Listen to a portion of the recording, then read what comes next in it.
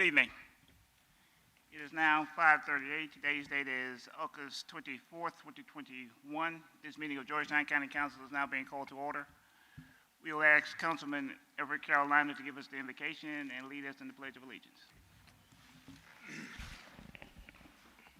Please stand. Heavenly Father, we come to you today asking for your guidance, wisdom, and support as we begin this meeting. Help us to engage in meaningful discussion. Allow us to grow closer as a group and nurture the bonds of community. Fill us with your grace as we make decisions that will affect the citizens, businesses, environment, and the future of Georgetown County. And continue to remind us that all that we do as stewards over the land and resources is for the pursuit of the truth for the greater glory of you and for the service of humanity. We ask these things in your name. Amen. I pledge allegiance to the flag of the United States of America and to the republic for which it stands, one nation, under God, indivisible, with liberty and justice for all.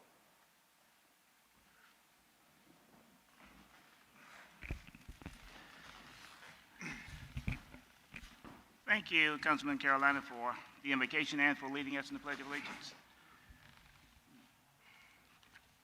We'll move on down to the approval of the agenda. We have a recommendation to move item 15A, the nonprofit spotlight, forward on the meeting agenda.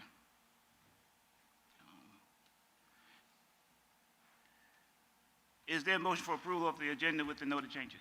So moved. Is there a second? Second. It's been moved by Councilman Carolina and seconded by Councilman Newton. Any discussion? All in favor? Opposed? Okay.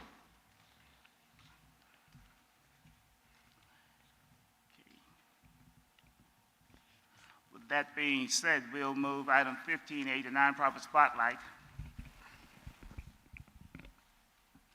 forward on our agenda this evening. And we'll be hearing from Habitat for Humanity. Good evening. I'm happy to be with the council members, the council staff, and everyone back behind me. My name is Laura Gassler, and I'm the Executive Director for Habitat for Humanity in Georgetown County.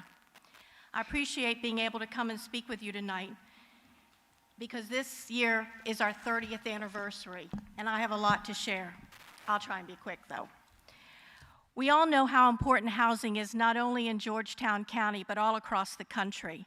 But I want to tell you a little bit about what we're doing for the families we serve here in Georgetown County.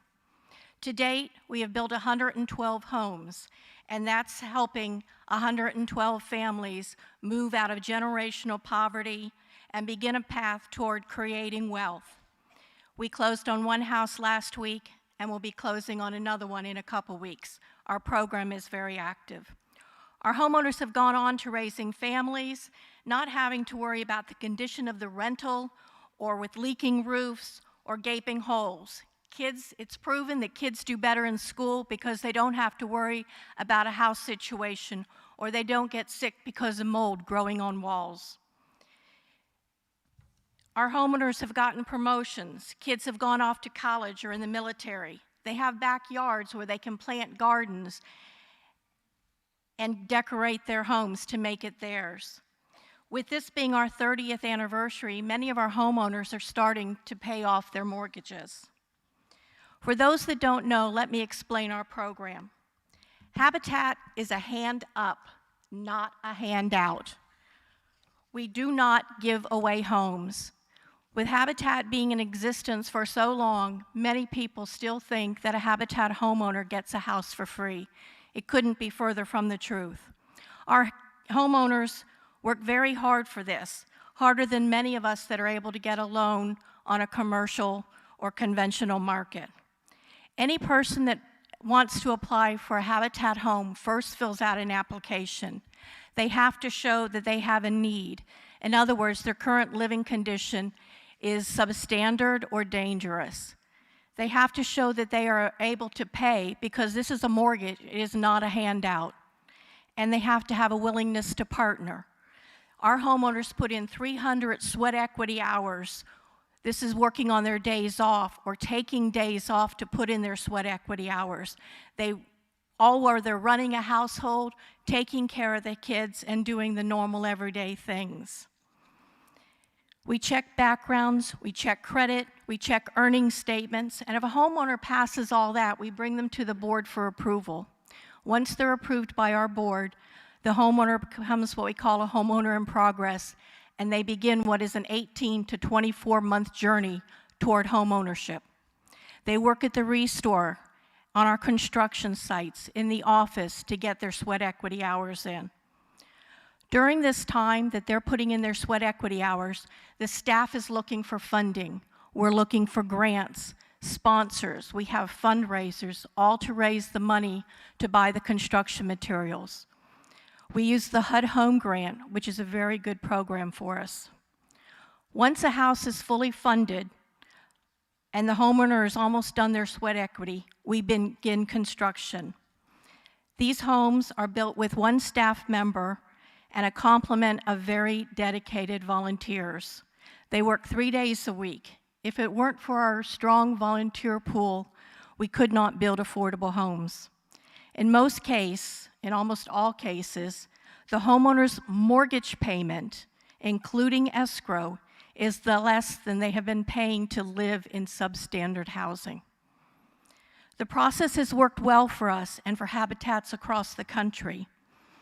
Habitats aggregated across the USA makes us the 20th largest home builder in the United States. What makes us affordable is we don't have shareholders to answer to, we don't have to make a profit. Our mission is to provide low-income housing. When I came aboard 2.5 years ago, I realized that Habitat International also allowed for a repair program.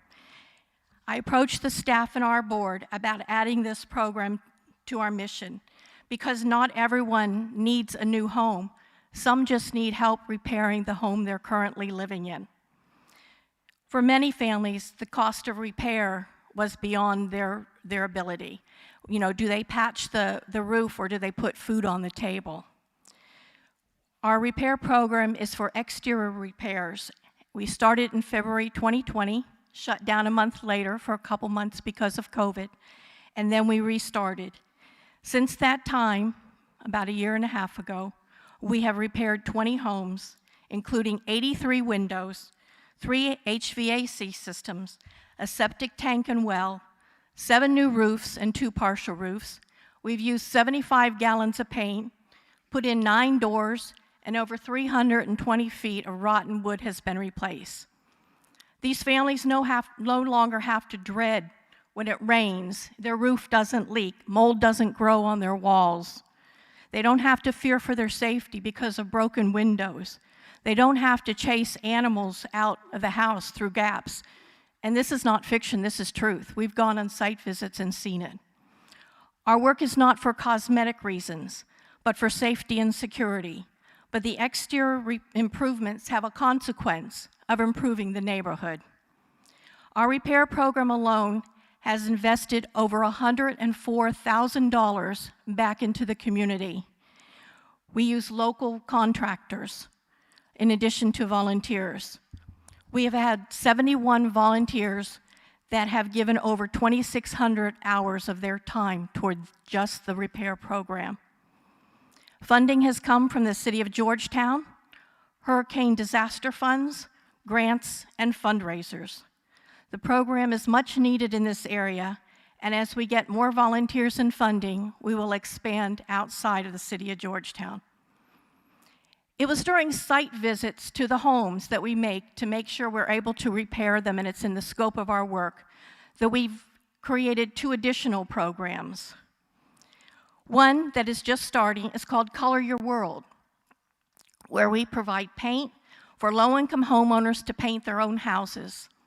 We do not have the capacity to do every repair, and some homes might just need a little bit more of a cosmetic touch-up than our help.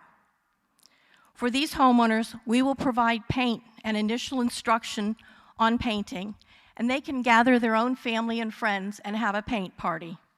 We're beginning this program in the West End as part of our efforts toward neighborhood revitalization. It is funded by a grant from International Paper, who has been a good neighborhood partner to us. The other program that came out of this is our cottages, and you may have heard that mentioned. We're very proud of this. The idea arose when our 2 staff people were making repair site visits, and many of the homes they visited were beyond our scope of work.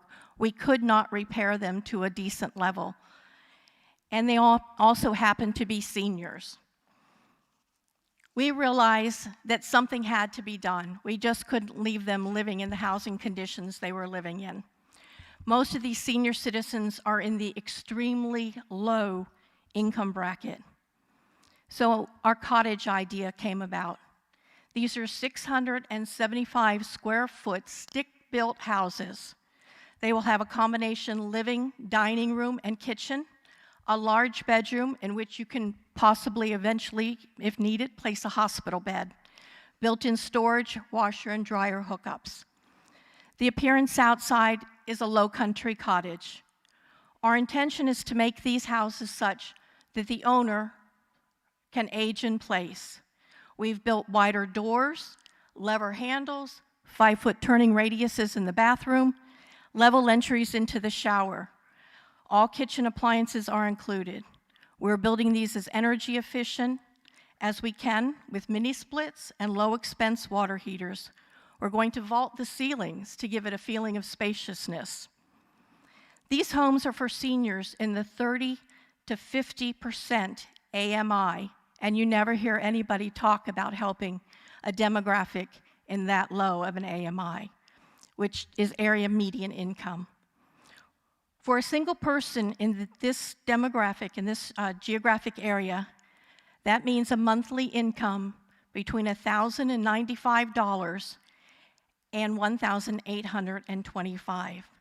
That amount per month has to cover housing, food, medical, transportation, and all the housing needs you have, or all the expenses that you have. This demographic is not served by conventional market or other housing programs. No bank would give these homeowners a chance to get a loan for a new house.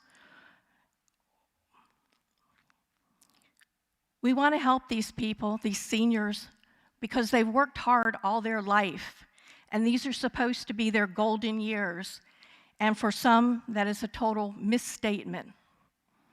Our cottage program with these seniors can purchase a new home with a payment that is within the 30% housing affordability that is required. We will break ground on our first cottage in September. Another facet of our program to help low-income families and others get out of generational poverty, to learn more about housing, is our educational program, and we're going to be expanding that. One of our requirements for our homeowners is financial education. But in working with our repair program, we found out that we also need legal literacy, home repair, and social and life skills. So over the next several months, we're going to be expanding that program also. I don't have to speak to this council about the need for lower income housing. It has come before you for zoning and planning issues. And as a resident of Georgetown County, all you have to do is drive down to the street to see the need. When you hear discussions of area median income, what does it mean? A median is not an average. Median income is the amount which divides the income distribution into 2 equal parts. And for 2021 in Georgetown County, that amount was $47,578. But that's for all of the county. If you look at the pockets where low-income families live, the story is even more dramatic. Median income in Deberdu and Prince George area is $122,917. In the West End, it's $18,546. And in the area of Duke and Church Streets, the annual median income is $13,967.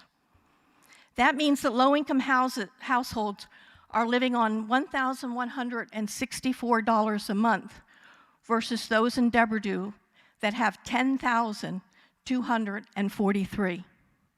Yes, I understand the personal lifestyle factors factor into the amount needed to run a household, but everyone still has to eat, drive to work, go to doctors, pay utilities.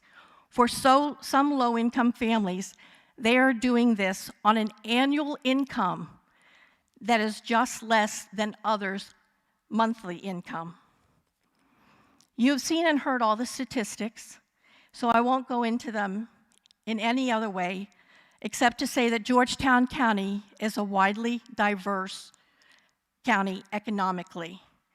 That is why programs like Habitat for Humanity's homeownership program is so important to lower-income working families.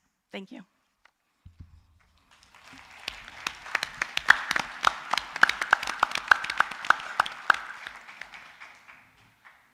Thank you, Ms. Gassler, for enlightening us with the projects being presented by Habitat for Humanity. We appreciate all you do for our community.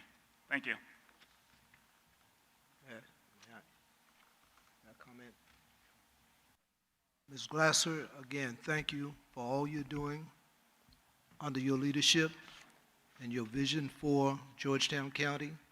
And I do believe Georgetown County and Habitat for Humanity welcomes a partnership with you to move affordable housing, be it single-family or mixed housing in Georgetown County. Thank you again.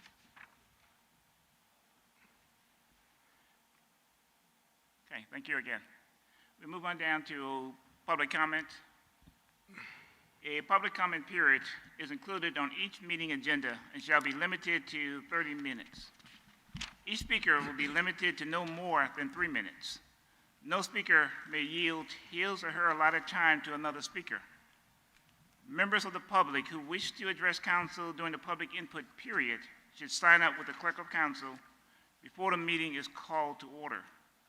Madam Clerk, do we have anyone sign up to speak? Mr. Chairman, tonight we have 18 speakers signed up, and that will allot 2 minutes to each speaker, unless you... Thank you, Madam Clerk. As you heard, each speaker will be limited to no more than 2 minutes. And please be courteous because we have 30 minutes allotted, so we are allowing you 2 minutes so that each speaker will be able to present their point of view. So please adhere to the time. Will you call the first speaker, please? The first speaker tonight is Becky Ryan.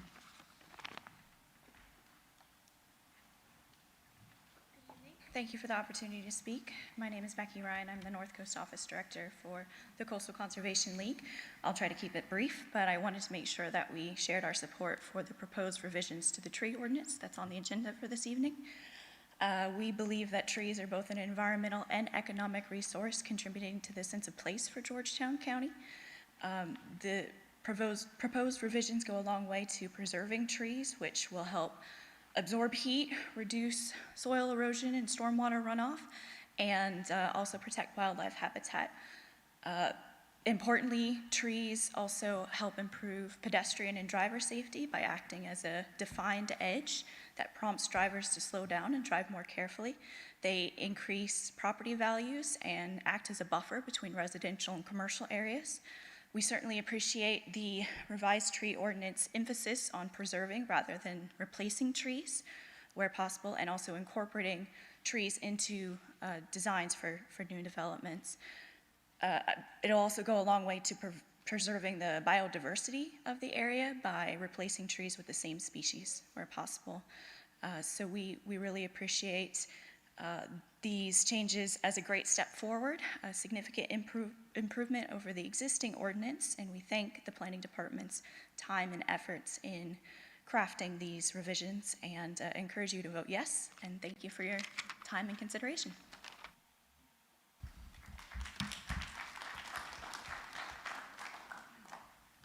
Gary Weinrich.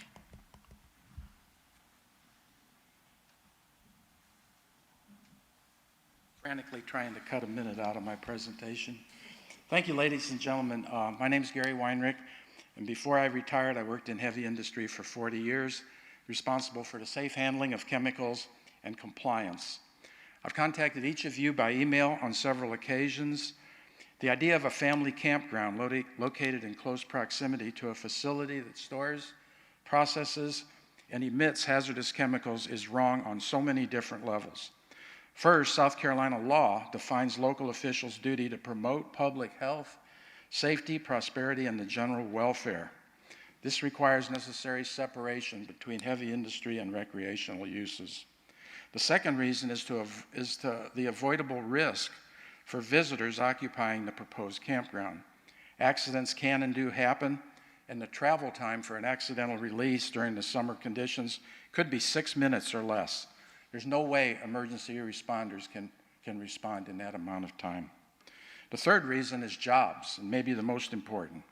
It's very likely Georgetown County's future efforts to recruit heavy industry to the Pennyroyal Industrial Park will be impaired by a yes vote tonight. I know from my experience that industry prefer adequate buffers in order to reduce chances of community exposure to nuisance complaints for odors, dust, noise, light pollution, and chemical emissions. This rezoning proposal represents a clear economic trade-off. On one hand, you got a family campground and a few recreational jobs. On the other is the county's future for high-paying manufacturing jobs in heavy industry. It was just 2 years ago we invested $3.75 million, and why would we now jeopardize that investment? The fourth reason is legal liability. You've heard the 911 recording and the compliance history. You probably should ask our county attorney whether the South Carolina Torts Claim Act fully indemnifies people from hazardous chemical exposure. Thank you for considering this and voting no.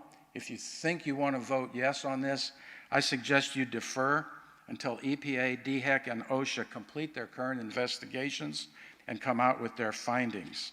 Those should refute the applicant's contention that state and federal regulations adequately protect individuals located nearby. Thank you. And Ms. Teresa, if you don't mind, perhaps we can enter this into the record. Thank you. Thanks for the extra time.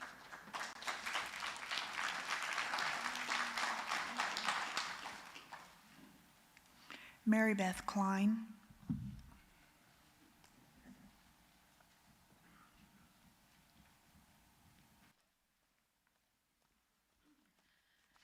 Good evening. My name is Mary Beth Klein, and I represent thousands of citizens who support Keep It Green. We are here tonight to ask that you deny Mr. Goff's request to rezone his current property to double its density. This is an arbitrary request to rezone with absolutely no plan attached. Under the law, Mr. Goff has the burden of proving a need that benefits the public, not just himself. He has offered no such proof. Instead, Mr. Goff and his agent, Ms. Murray, are trying to distract us from their lack of proof by appealing to emotional and politically hot-button issues. I suspect that we will hear some more of those this evening. It's been implied that Mr. Goff should be given special consideration because he was born here. This is neither relevant nor a legitimate justification. The applicant stated that this rezoning, and I quote, is compatible and consistent with the goals, strategies, and objectives of the planning department for the Waccamaw Neck, and keeps referencing documents that have not been recommended nor approved and have no authority whatsoever, like the Stantec study, the GSAT study, and a draft of the land use plan update that was overwhelmingly rejected last fall, and the process is now starting over. Increasing density on the lower neck violates our land use plan. Most offensive to me, as someone who has fought for social justice her whole life, Both Mr. Goff and Ms. Murray have stated, and again I quote, "A decision should not be based on the prejudices and bias from individuals or groups that are opposed to sustainable development of the Waccamaw Neck, and that we can't have exclusivity with only big homes on 1/2 acres. These statements could not be further from the truth about the mission of Keep It Green and who we are. We are all about sustainable and appropriate development. Develop that follows the law for the protection, safety, and welfare of all its citizens from every background." So in summary tonight, I ask that you listen carefully and sift the facts from the emotional appeal. We urge you, please do not ignore the harm to many for the benefit of one individual. Please vote to deny this rezoning. Thank you.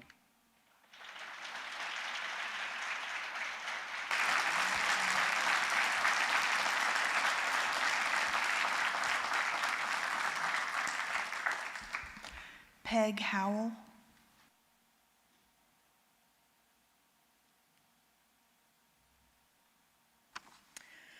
Good evening, council members. My name is Peg Howell. Let me begin by thanking you for serving on county council. It's a difficult and largely thankless job. Unfortunately, in exchange for your dedication to public service, you are frequently the recipient of unfounded and unearned vitriol. I hope we will all work to more gently express our different points of view this evening. Tonight, I want to comment on 2 rezoning items on your agenda. I do not have anything to gain from my positions on these matters except to express my concerns as a county resident about increased density on the Waccamaw Neck, and in the case of the 700-site family campground, to reinforce facts that have been provided you regarding the potential to put campers in harm's way.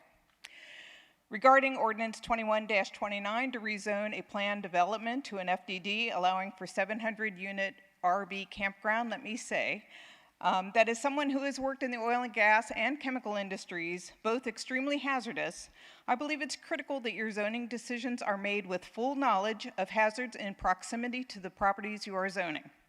In this case, I understand you're fully aware of the research Mr. Weinrich has completed regarding the siting of this campground within a half a mile of a hazardous chemical facility. The chemical manufacturing facility has an abysmal safety record with 14 complaints, inspections, and citations since 1996, including 2 fatalities, 21 chemical exposures, 34 serious safety violations, and over $120,000 in fines assessed by South Carolina OSHA. And this does not include any violations and fines resulting from the accidental release and fatality that occurred in March of this year. When I was a child, my parents took us camping every summer. I doubt that my parents ever checked to see if the campgrounds we stayed in were near any hazardous facilities because there is an expectation that campgrounds are located in safe areas. This would not be so if a campground was located within a half a mile of this chemical plant. Mr. Weinrich shared his research with me, as I also am someone who has worked in hazardous industries. I reviewed the documentation he obtained and listened in horror to the 911 call of the March 27th incident of that chemical plant. It was clear to me that the people who worked at that facility were not equipped to handle that emergency. I can only imagine another accident like that one, which, if you allow this rezoning, would potentially put up to 1,700 camping families at risk. How can we expect our first responders to begin to handle an emergency of that size and scope? Next, regarding the rezoning of the 14.77 acre tract from half acre to R10, I will only echo what others have said. We can't handle increased density on the Waccamaw Neck. Mr. Goff knew the zoning when he purchased his property. His only case for increasing density is that he owns the property. Clearly, ownership alone is not a sufficient reason for the rezoning change. If that were the case, anyone owning a property would be entitled to any zoning they wish. That is an untenable precedent to set. I hope you will vote to deny both these requests for changing in zoning this evening. Thank you.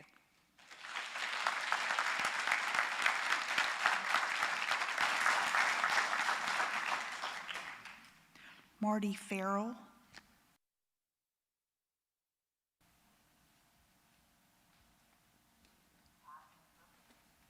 Good evening, Council. I'm Marty Farrell, Litchfield. I too stand here in opposition to the golf property rezone request, which have never made it this far. Prior to becoming a South Carolinian, I served a number of years on the planning commission of my previous community. We would have laughed at and never even considered a zoning change request that was presented without any valid reasons or any proposal for future use. Such a denial is simply good planning practice. Georgetown County's planning department should have never allowed this zoning request to move forward as is, let alone promote and approve the request. Once again, our planning department and planning commission have actively and blindly sided with a real estate investor without any due consideration of the probable ill effects on the county as a whole, and specifically the safety of the residents of the neck. Have no doubt that approving this invalid zoning change will open the floodgates to any property owner's request for a change in the future. The profiteers will come out of the woodwork along with their lawyers, and you will have no reason to deny them.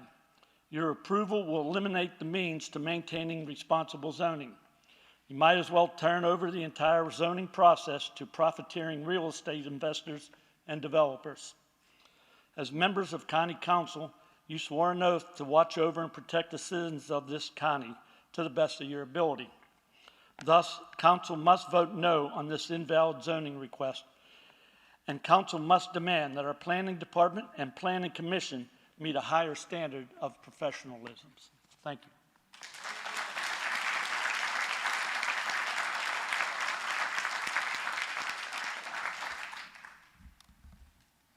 Trannis Parker.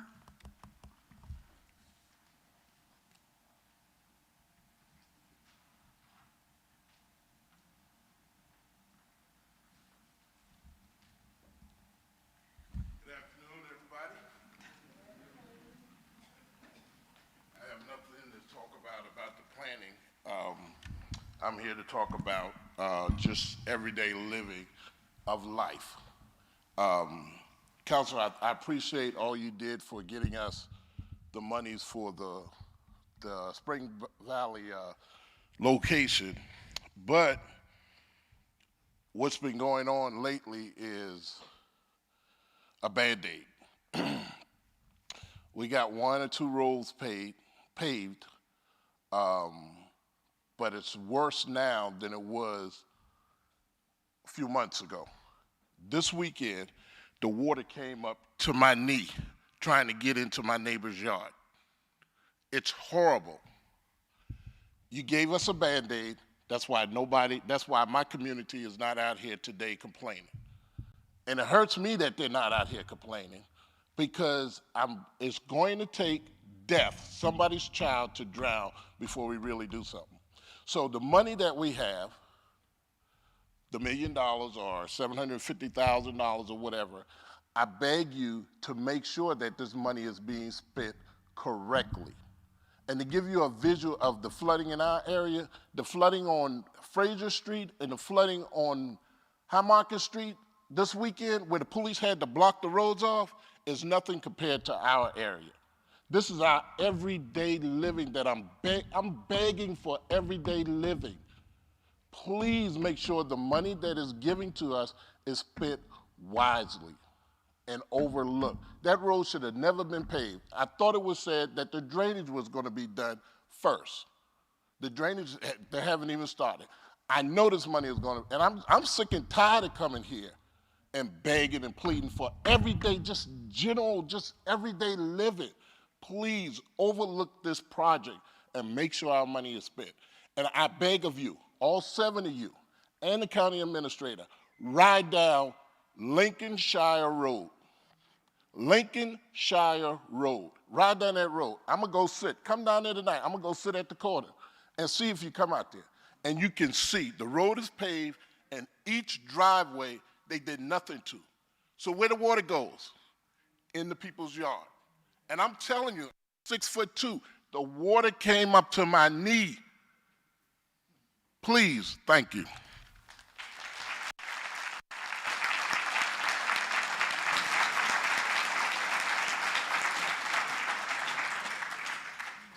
Nancy Crawford. am Nancy Crawford. I live down in Hagley Estates. I walk our beaches pretty regularly just for enjoyment and for also for our turtles during the summertime. I came 2 months ago with pictures that I showed to you of how bad it is with the vacationers coming and digging holes that are 2 feet, 4 feet. Cars could be put in them, buried in them. We're going to have a collapse of one of these holes if we don't do something about having an ordinance that if I can call the police and say, I've got a hole that's ginormous, can you come over and look at it? And they can come over and at least possibly, if we have an ordinance, they can cite them. At this point in time, there's nothing we can do. Vacationers come, they dig their holes. I'm on vacation. It doesn't matter what you say. I'm going to dig it as big as I want, and they do. So I'm asking, I've talked with Mr. Anderson, I've talked with Ms. Goggin. I asked 2 months ago about trying to get something on the agenda. Nothing's happened in the 2 months, so I'm here again to try to see where we're at with that, to try to get something in place. I know we don't have a lot of officers to patrol our beaches, and I'm not saying they need to get out there with a tape measure to measure every hole that's dug. But if I pick up the phone and say there's a hole that's a car could be put into it, or it's got seats cut out in it and a child's going to have it get stuck in it and it's going to collapse on them, that's going to be a heck of a thing to have to bear the burden of having a death of a child because we don't have an ordinance that someone can enforce. At this point in time, I could call the police, they can come down, there's nothing they can do because there's no ordinance. So please consider that again. I've got more pictures. We had wheelbarrows on Garden City Beach that they were actually moving the sand with. We need to do something. This isn't fair to somebody to break their back, their leg, a child to be hurt, injured. We've got to do something to protect our beaches. They want to come here for the beaches and spend their money. This is what we need to do so we can keep them safe. So please consider it to put it on the agenda. Reach out to me. I'd be more than glad to come sit with you. Surfside Beach has got their first reading on the same ordinance the city of Myrtle Beach has done. Why can't we do the same thing and carry it down the beaches? Thank you.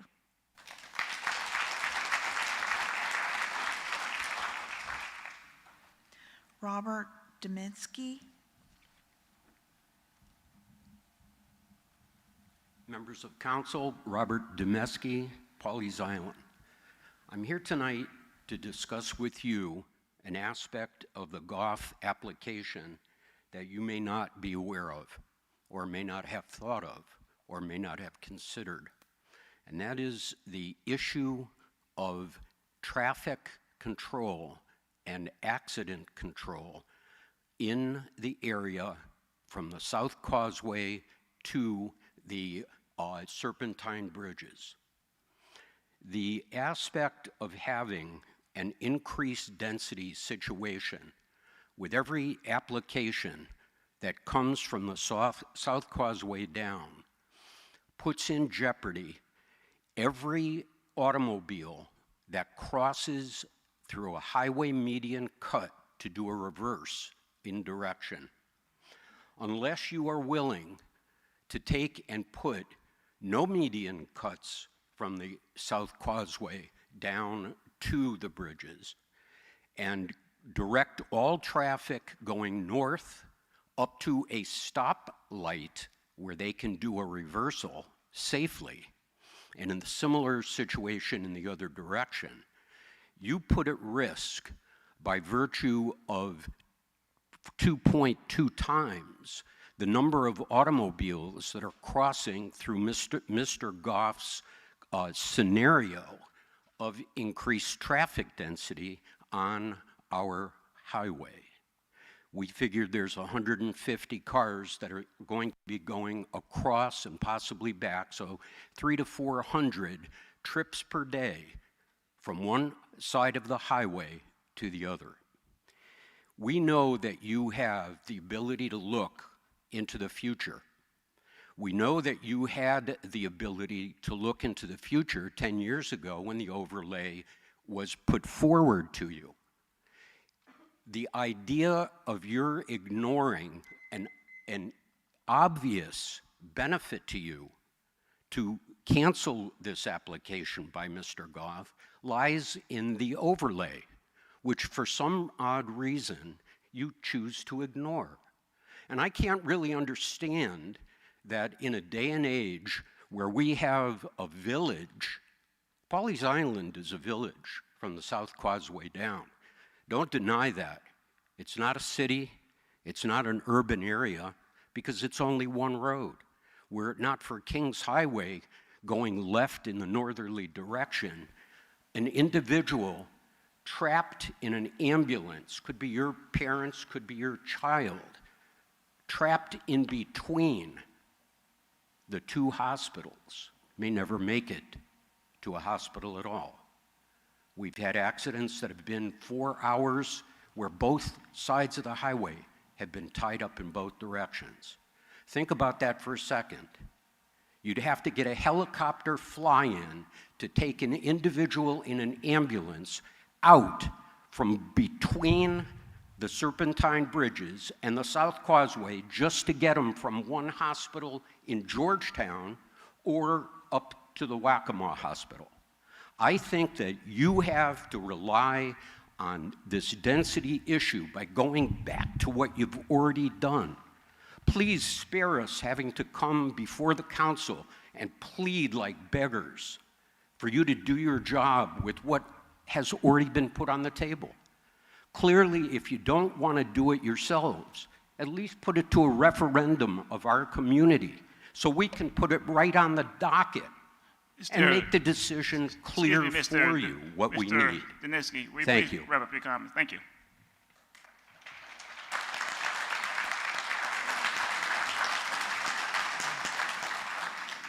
Nicole Barksdale.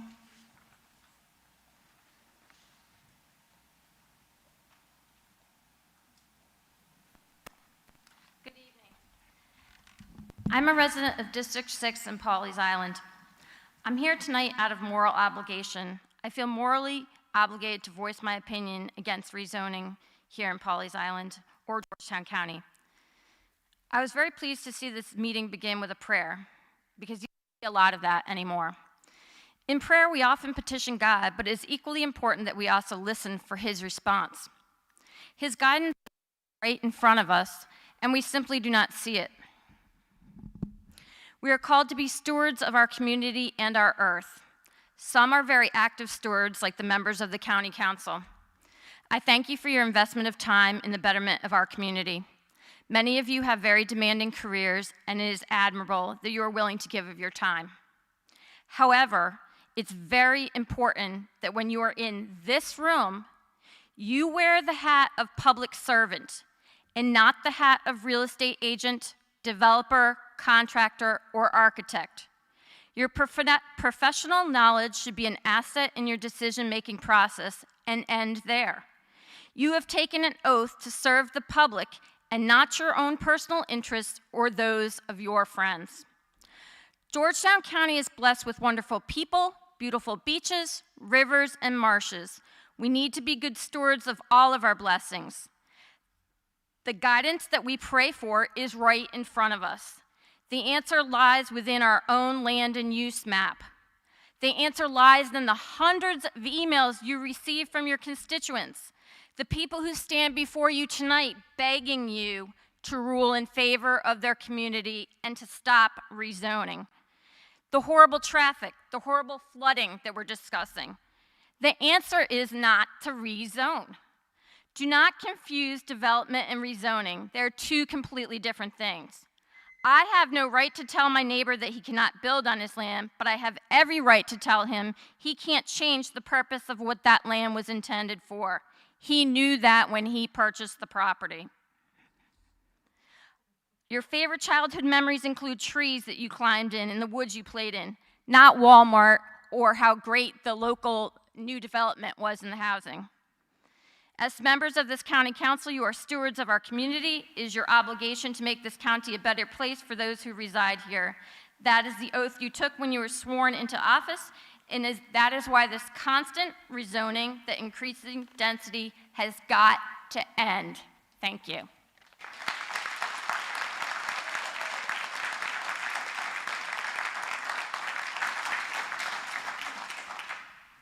Vincent Davis.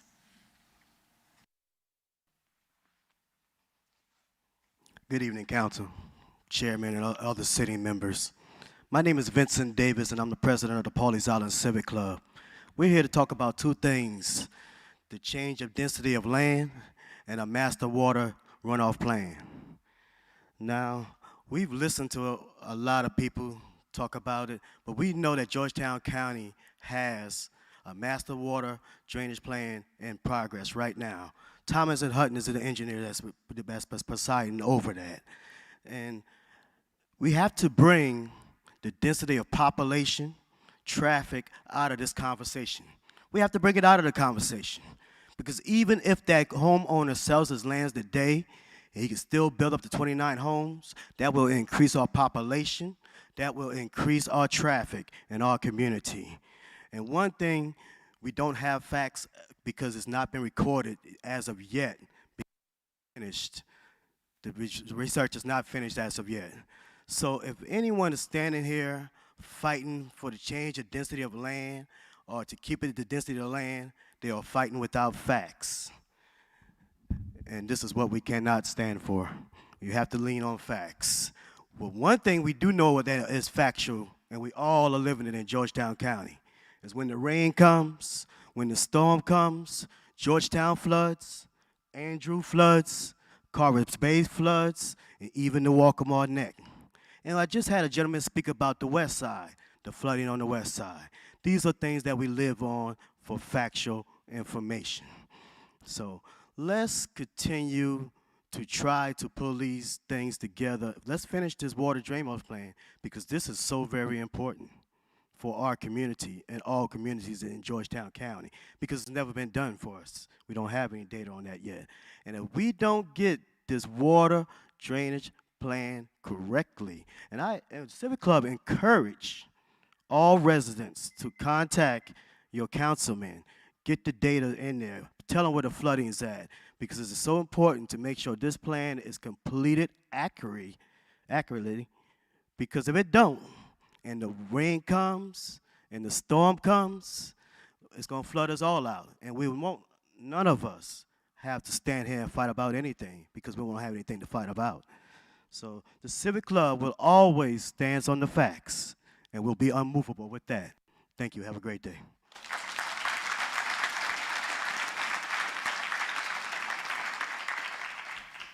Cliff Nesbitt.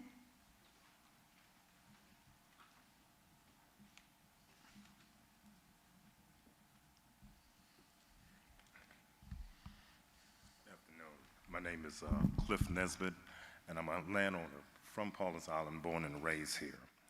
And all I've heard since I've been sitting here is all the opposition to Mr. Goff and trying to do something in this community that we need. We need minority owners. We need somebody to invest in the community, especially for affordable housing. All the plantations and all the gated communities been built. Never heard none of this. They've passed left, they went right, they've gotten what they want, but as soon as somebody else tried to do something different, here we get the opposition. So my point is saying, well, if we're gonna vote for something, let's vote for something that's gonna provide a future for everybody on the neck, not just for the few that lives on the beaches and in the gated community, but to provide affordable housing for all of us, Black, whites, Hispanic, that lives in this community. And you're talking about all the traffic and everything else that's coming about. Well, how many developments are being built?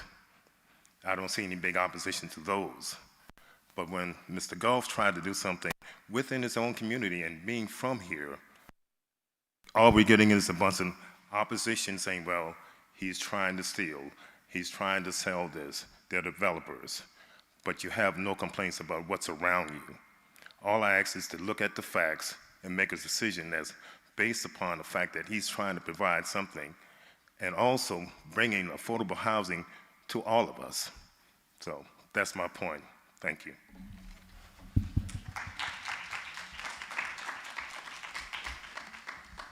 Bob Hunt.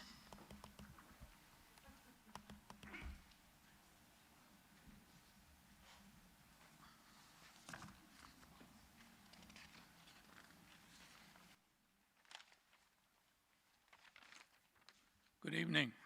My name is Bob Hunt, and I'm here with my wife, Jean. We live in the colony on Pawleys Island. In 2015, we began to prepare for retirement and began to look for a home away from busy Charleston. We had 3 critical requirements for our new property. One, I was in the Navy on a World War II destroyer during the Vietnam War. We must be able to display the American flag. Two, the property must be able to have a pool patio. And three, the property must have the feel of a small country town near the coast. 2016, we located the property in the colony on Pawleys Island. After reviewing the zoning for property surrounding the colony, we purchased our retirement homestead. We did not accidentally arrive in South Carolina, nor did we come to Pawleys Island for work. We decided to live here for the rest of our lives. The value of property is more than just the dirt and the house that sits on it. A great deal of the value comes from what surrounds the property. That's wildlife, vegetation, water, woodlands, open space, among others. Reducing the residential zoning from 1/2 acre lots to 10,000 square foot lots reduces the above mentioned value items, and by default, reduces the value of the rezoned property and all the property surrounding the newly zoned property. Pawleys Island infrastructure and safety is also impacted. Schools, traffic accidents, flooding, and you know all the rest on the list. Summation, I'm not here to plead nor beg. I'm here to ask that you do not change the current zoning and abide by the existing zoning that was approved by the Georgetown County Council years ago to manage property development and help mitigate the growth of foreseeable and existing well-known problems in the incorporated towns of Georgetown County. I thank you.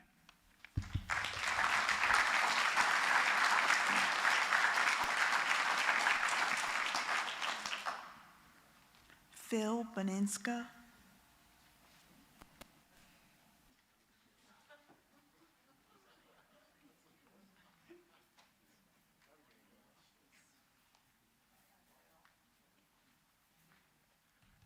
Good evening. I'm here to represent the homeowners of the colony, and there's 49 of them that I represent that directly affect the property that adjoins the colony. Most of the people here have already gone over exactly what you guys all have heard. It's a negative impact for all the homeowners and the council. If council decides to go forward and vote as yes, we, the property owners, will be at the polls to remove the people that make poor decisions for the property owners. We are totally against this for a lot of reasons, and if you don't have the facts in front of you, don't make a decision today. All as we ask is you make a good decision that benefits all of us and the council members that are seated now. Thank you.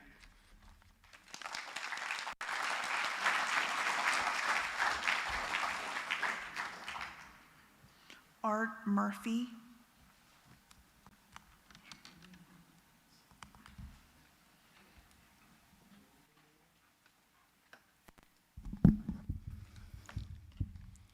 Good evening. My name's Art Murphy. I'm a retired architect. I live in Pawleys Island. I've spoken to the Planning Commission and the council on numerous occasions. Hello. Where is that going? All right. Anyway, I've spoken in support of, am I doing something wrong? Oh, shit. Sorry. I have spoken in support of projects, the Flexible Design District, Waverly and Kings River.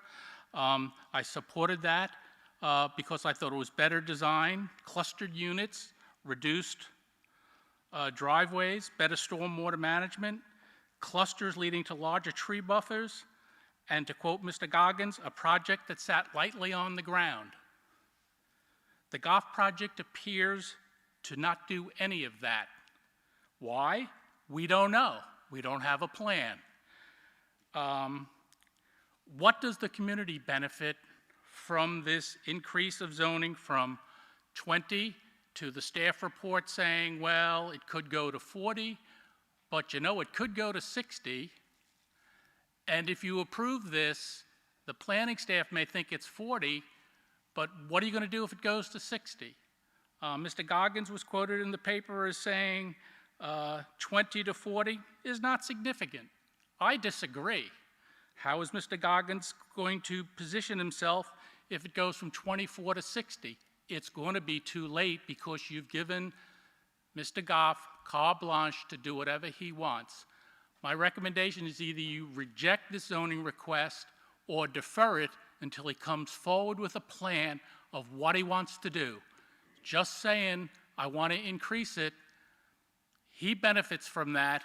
What does the Georgetown County citizens and government benefit from that? Good planning. That's what I'm here about. That's what you guys ought to be here about. Thank you very much.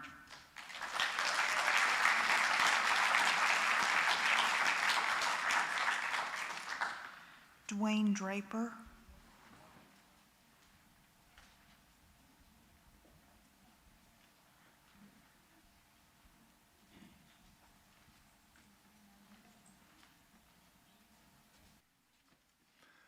Some of you may know me. I'm Andy Halleck. Unfortunately, Dwayne was taken ill shortly before this meeting, and he asked me to substitute for him. So I'm going to give you his remarks, and I will try to keep it within the 2 minutes. We are opposed to the Goff application to double the density of the 14.77 acres along Route 17 and adjacent to the Colony subdivision for many reasons. First and foremost, this application for increased density on the Waccamaw Neck has no plan associated with it. We've certainly heard that more than once tonight. The Planning Department has presented an application to double density without a plan. The Planning Commission has approved and recommended an application to double density without a plan. How can you plan without a plan? This establishes a dangerous precedent for future land use and development. And we haven't even completed the revision of our comprehensive plan, including the land use element. Actually, there may be a plan. There may be a plan to maximize profit by selling a medium density parcel to a developer with double the number of houses to build and sell. There may be a plan to double the amount of impervious surfaces to increase stormwater runoff and localized flooding, which is already occurring. There may be a plan to clear cut more trees required to develop and build out R10 as opposed to R12. There may be a plan to destroy forested wetlands, which covers half of this property already, with more surrounding it. And I just want to comment that Dwayne Draper is a South Carolina master naturalist, so he knows what he speaks about when you get into this area. There may be a plan with land disturbance and backfilling low-lying wetlands, forcing stormwater runoff into detention ponds that have not even been designed yet. There may be a plan to increase traffic, and who knows how many additional cars, and we've been down that road already tonight. Clearly, increasing the density will allow more homes to be built, which will require more trees to be cut. Current fines for exceeding tree removal by clear-cutting properties are merely a cost of doing business and do not impose any hardship on developers, and we've seen that before too. Clearly, increasing the number of homes by double will increase impervious surfaces, gradually creating more additional stormwater runoff. Since there is no plan, who knows whether retention or detention ponds, and there is a difference, will be utilized. How will they be designed, and who will manage them over the years? In conclusion, eliminating a large number of water-absorbing trees and forested wetlands will alter the natural dynamics of runoff through land disturbance and deforestation. The county has embarked on a stormwater study at great expense, but it will not be complete for some time. Reasonable people would say that it is more prudent to pause any future multiple unit development on the Waccamaw Neck without having the benefit of the findings of this very important study. Others say that increasing density in some areas will foster protection of open spaces and preserve the natural environment of other areas until they get developed down the road. This is a red herring we've heard before. I urge the council to listen to the concerns of many of your constituents. especially the residents of the Waccamaw Neck, and to deny this application to double density. Thank you.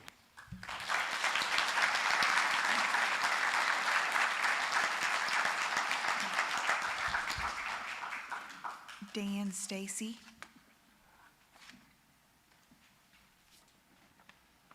Good evening, Mr. Chair, Madam, and members of council. I'm here tonight actually on several items. I have item 10A and 10B, which are before you for third and final reading, which have been through a second reading, but if you have additional questions, I'm here and will be available to answer them. I'm here for items 11E and 11F as well. That is a more traditional zoning issue and technically is a down zone from GC to R10, and it was approved by Planning Commission as well with no general public input other than some comments from the neighboring property owners that they would prefer single-family homes versus the commercial businesses. With respect to items 11G and 11H, however, with regard to the resort RV park, this is a more unique project, not something the county has seen.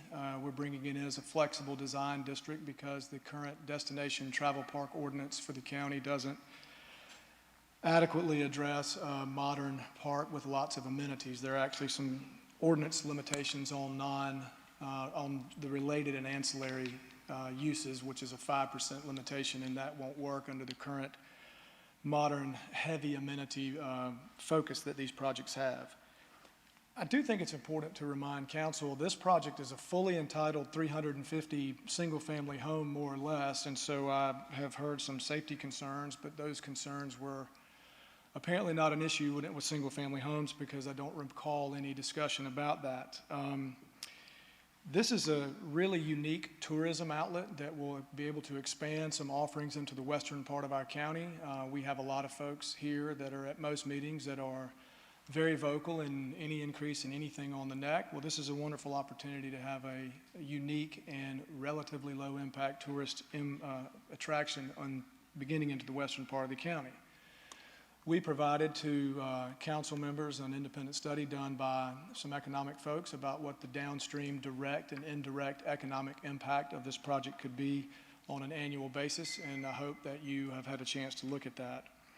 There has been some request to amend for some clarification about fencing and signage and lighting and a firework ban, and we are amenable to discuss all of those. We would simply like to have the opportunity to discuss that with staff and perhaps make a proposal of what that might look like and get feedback. Assuming we were to be successful with second reading, we would like to do that before third and final reading. But mainly I'm here to answer questions because that is a project that is a little bit more unique than what you typically see on a zoning request. And so after Ms. Holly finishes her presentation, if you need more information, I'll be glad to try to give it. Thank you. Cindy Person.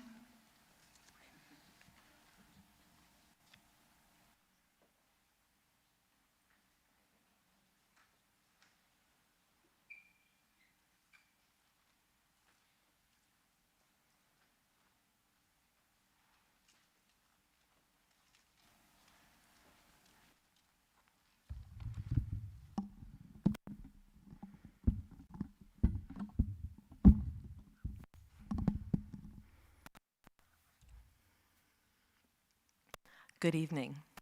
My name is Cindy Person. I'm the chairman of Keep It Green.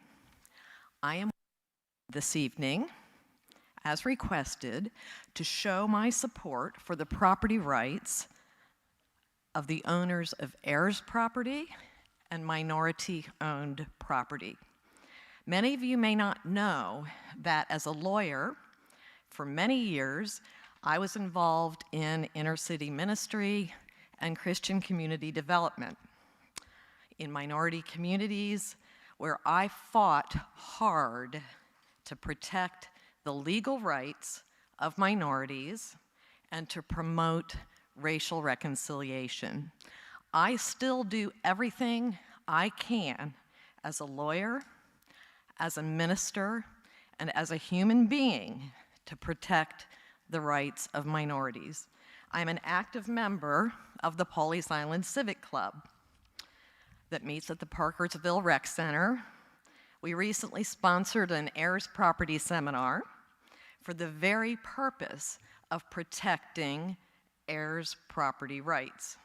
And I want to affirm tonight Mr. Goff's absolute right as a landowner, minority or otherwise, to freely use his land as it is zoned and as it was zoned when he purchased his property. He is a smart man and a sophisticated real estate investor. He's bought and sold many properties over the years, and he has every right to do that, and we affirm that. By the same token, Mr. Goff must abide by the same laws that every other landowner must abide by, no more, no less. And that's the issue today. The applicant has requested to rezone his property to double density. There's no plan. His request is simply not permitted by state or local law, which requires zoning amendments to be made in accordance with the comprehensive plan. That's your job, is to follow the law. I'm not making that up. It's not my opinion. It's the law. It's what it is. Our land use plan doesn't permit it, and that applies to every landowner, not just Mr. Goff, everyone. It doesn't matter, minority or not, plantation owner or not. We would ask that you follow the law, and for this reason, and this reason alone, we ask you to deny this request. Thank you.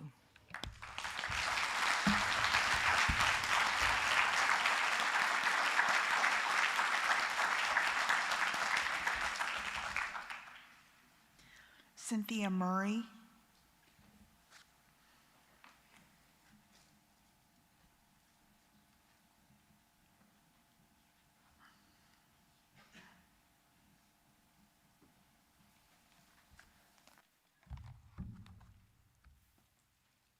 Good evening.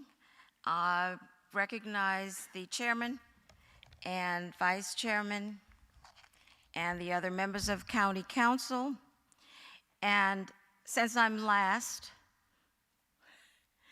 I want to let you know that I am Cynthia Murray. By now you know who I am. I do not have this property listed.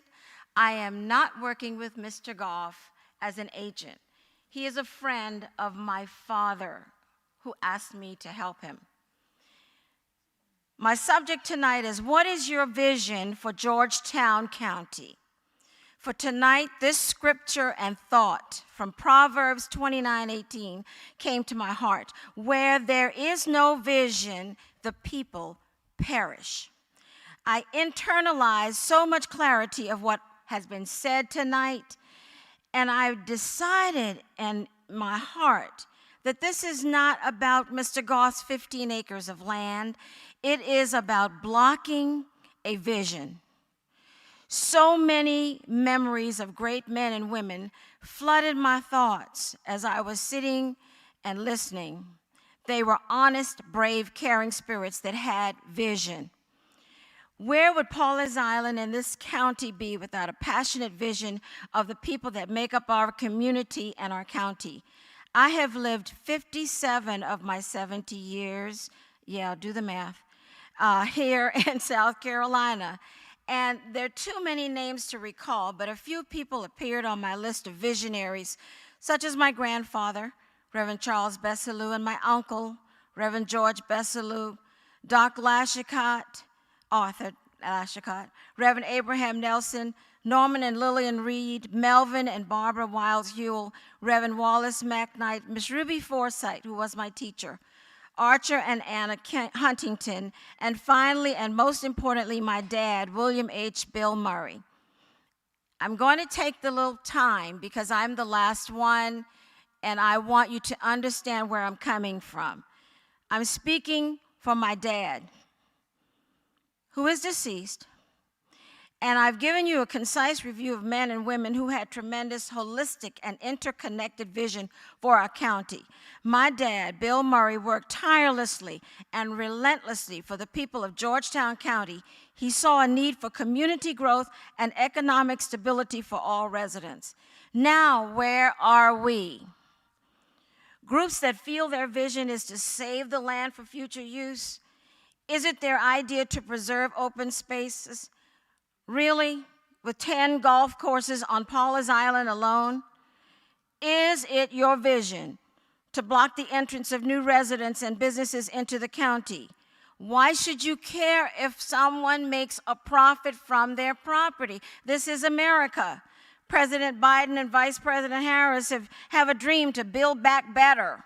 But with any trivial type of subtle, understated discrimination, imagine what a stagnant and dismal society and county we would become with no vision. Let's build more solidly on communal views rather than one group's viewpoint on preservation or traffic. This property's rezoning will not impact the beautiful island. Remember, we no longer use horses and buggies to travel. Traffic will be there. This is not what makes an inclusive community, but a divided one. Excuse me, Ms. Murray. Yes, sir. Will you try to wrap your comments up, please? Sir? Will you try to wrap your comments up? Yes, sir, I will. Thank you. You may know facts, but I share a strong passion for all property owners. As the attorney already said, one definition of vision is the ability to think about or plan the future with imagination and wisdom. And I thank you for your time, and I thank you that you will consider this rezoning and pass it, because it is something that is helpful, and we need an unbiased vision for Georgetown County, and we need to absolutely be brave. Thank you so much.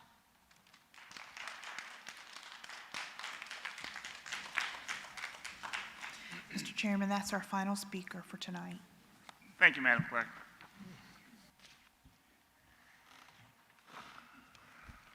Let us move forward with the agenda. We move on down to the approval of minutes. You have received 2 minutes, one from our special council meeting on June 8th, 2021. Can we get a motion for recommendation of approval of minutes as submitted? So moved. Is there a second? Second. Okay, we got a motion by Councilman Newton and second by Councilman Carroll. Minutes as submitted. So move. Is there a second? Second. Okay. Motion by Councilperson Johnson and second by Councilman Goggins. Any discussion? All in favor of approval of said minutes, please raise your hands. Okay, motion passes. We earlier approved the council agenda for this evening, and on that agenda, by virtue of that agenda being approved, 5 matters that were included on the consent agenda have been approved also. Those particular items are bid number 21-020, Garden City Drainage Improvement, sites 2 through 7. Procurement number 21-047, off-road articulated dump truck for landfill. Procurement number 21-051, fire truck pumpers. Procurement number 21-052, fire equipment for truck pumpers. Procurement number 21-054, Peterbilt 567 tri-axle dump trucks or equivalent. We have no public hearings this evening, but we have Councilman Goggins wanting to make brief comments. Members of council and Madam Administrator, received calls from a number of constituents over the past month regarding holes on the beach. And apparently, I don't know if this is a COVID event or what else is inspiring it, but apparently visitors to our beaches are digging immense holes. One person here tonight described them as car-sized. So I understand the sheriff is overextended. I understand we've got a lot of ordinances, but would invite you to maybe research and consider what we might do as a county. And and maybe come back to us in the not-so-distant future with some recommendations and some ideas on how we can manage this problem. Hopefully it's short-lived and will go away, but we might need to invoke some management tools. Secondly, I've been a proponent and advocate for a landscape ordinance, and understand that that's been progressing through the system by staff. I don't know if Holly would be prepared to address anything regarding that tonight, but if not, then maybe the next session we can talk about where we are with that.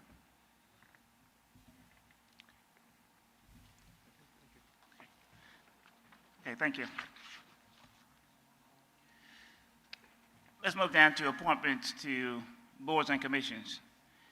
I understand there's a recommendation for appointment to the Combination Tax Advisory Committee. Councilman Anderson. Mr. Chairman, I recommend the appointment of Mr. Ross Martin. I've known him for years. He's in the hotel business, and I think he'll make a fine addition to that committee. Okay. There's a motion by Councilman Anderson for appointment of Mr. Ross Martin to our Accommodation Tax Advisory Committee. Is there a second? Second. A second by Councilman Newton. Any discussion? All in favor? Opposed? Motion carries. We'll move down to our resolutions and proclamations. We have proclamation number 21-21 to proclaim the week of September 17th through the 23rd, 2021 as Constitution Week in Georgetown County. This is a proclamation adopted by Georgetown County Council on an annual basis in recognition of U.S. Constitution Week and as a reminder of the freedoms and privileges the Constitution affords us. Is there a motion to adopt proclamation number 21-21? Is there a second? Second. It's been moved by Councilman Anderson and second by Councilperson Johnson. Any discussion? All in favor? Opposed? Motion carries. We'll move down to resolution number 21-22. We'll have our county attorney, Tommy Morgan. Yes, sir, Mr. Chairman, members of council, you have before you this evening resolution number 21-22 is approving the execution and delivery of the First Amendment to an intergovernmental agreement with the city of Georgetown and other matters relating thereto. By way of background, County Council entered into an intergovernmental agreement with the city of Georgetown back in April of 2020 pertaining to a redevelopment project within the city of Georgetown itself as it relates to a tax increment financing law project or a TIF project. That original agreement contained language requiring certain reports to be provided with a deadline of January 31st, but those are financial reports that, due to the process it takes to get the tax information and the tax data, takes longer than that January 31st deadline requirement. So the resolution this evening authorizes an amendment to that intergovernmental agreement, which only changes the reporting deadline for that tax information and makes that now required on June 30th of in each year that the reporting requirement is in effect. Thank you. You have heard the report from our attorney. Is there a motion to adopt resolution number 21-22? Question. Mr. Morgan. Yes, sir. What, refresh my memory, what is this tax policy that we're extending the deadline on? What's that do? It's not a tax policy, it's just part of the TIF law, which is the tax increment financing plan as it relates to the city, inside of the city of Georgetown. They're required to provide documentation to the county and the school district each year. And as a matter of fact, there are copies of the reports that were provided to council. So it's just the deadline change to be able to get that information. Is this budget information, do you know? And maybe I'm asking you a question that you can't. I'm not 100% sure exactly what the nature of that financing information, but it's typically, it relates to the tax expenditures and revenues that are brought in order to demonstrate how any project that would be financed pursuant to that particular law, the TIF law, the TIF ordinances would go forward. It's a concern, it concerns the business district, Bob. Concerns the business district? That's correct. Now, you're talking about the private business district, or? It's a district surround Church Street on down to Frazier down front. So these are like business taxes? For new development. Okay, just curious, because I was lost there on what this was all about. Thank you. Are there any other questions for our attorney before we call for the motion? Okay. Is there a motion to adopt resolution number 21-22? Mr. Chairman,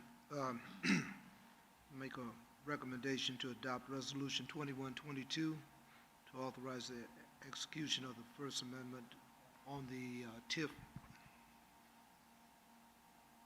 tax agreement. Okay, thank you. Is there a second? Second. Any discussion? All in favor? Opposed? Motion carries. We move down to resolution number 21-23. Mr. Brian Tucker. Before you begin, Brian, I want to thank you from the residents of Georgetown County and County Council here for all the services you have provided to Georgetown County. Mr. Tucker will be leaving us to seek other opportunities. We wish you the best in your endeavors, and we appreciate again all the things that you have done for the advancement and the enhancement of Georgetown County. Well, Chairman, thank you very much. Councilman, all of you, thank you very much.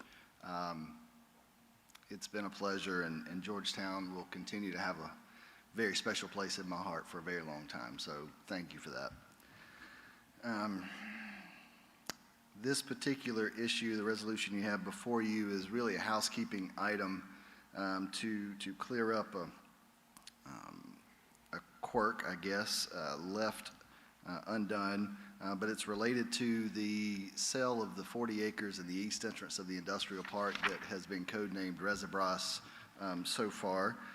Just as a matter of background and context, either in 2014 or 2015, the county deeded over the roads in the industrial park that were constructed with the industrial park back to the county. So the county deeded the property to the county. And at that point, as the owner-developer of the property, we should have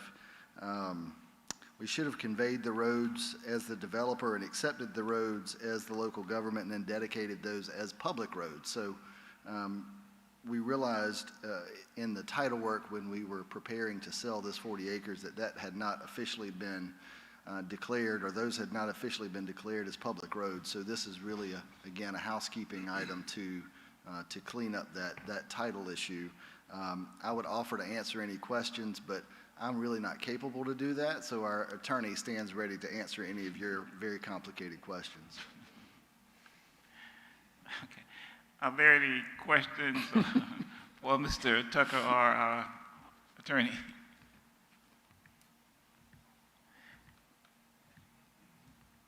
Hearing none, is there a motion to adopt resolution number 21-23? So moved. It's moved by Councilman Anderson. Is there a second? Second. Okay, it's been seconded. Any discussion? All in favor of the motion, please raise your hand. Opposed? Motion carries. We'll move on down. Resolution number 21-24 will be discussed later on during the meeting once we've had a chance to discuss some legal issues in our executive session. We move down to third reading of ordinances. Ordinance number 21-20. Ms. Richardson.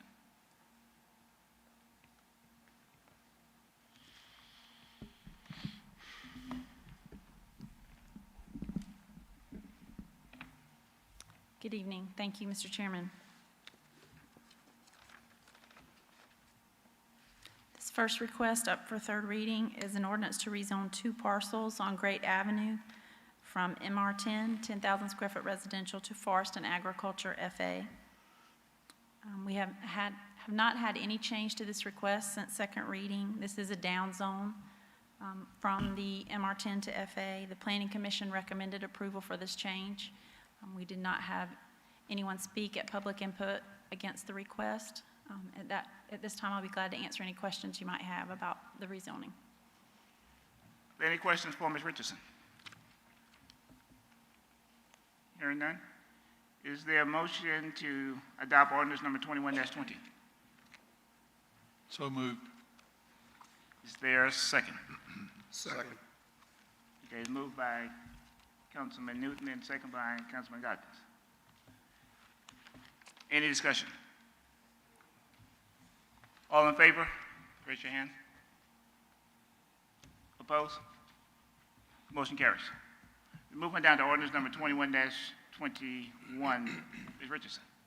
Yes, similarly, this ordinance is also before us for third reading tonight. This is for 2 parcels located on Highway 17 Business and Coquina Avenue in Merle's Inlet. The request is to go from general commercial to a flexible design district to allow for a brewery and associated recreational amenities. We went over this in some great detail at our meeting last month. We have not had any changes since the second reading approval. The Planning Commission again recommended approval for this request with the conditions that are listed in your report in number 18. There was no one at the public hearing to speak against the request, and again, I'll be glad to answer any questions. Any questions for Ms. Richardson by council? Hearing none, is there a motion to approve ordinance number 21-21? Mr. Chairman, I move for third reading approval of ordinance number 21-21. It's moved by Councilman Thomas. Is there a second? I'll second it. Second by Councilman Anderson. All in favor? No, any discussion? I'm sorry. Any discussion? No. All in favor? Opposed? Motion carries. We move down to second reading of ordinances. Mr. Ellis, Emergency Services Director. Good evening, Chairman Morant, members of council. I'll be brief. Before you have ordinance 21-22, which is an outdoor burning ordinance. The intent of this ordinance is to provide guidelines for outdoor burning throughout Georgetown County.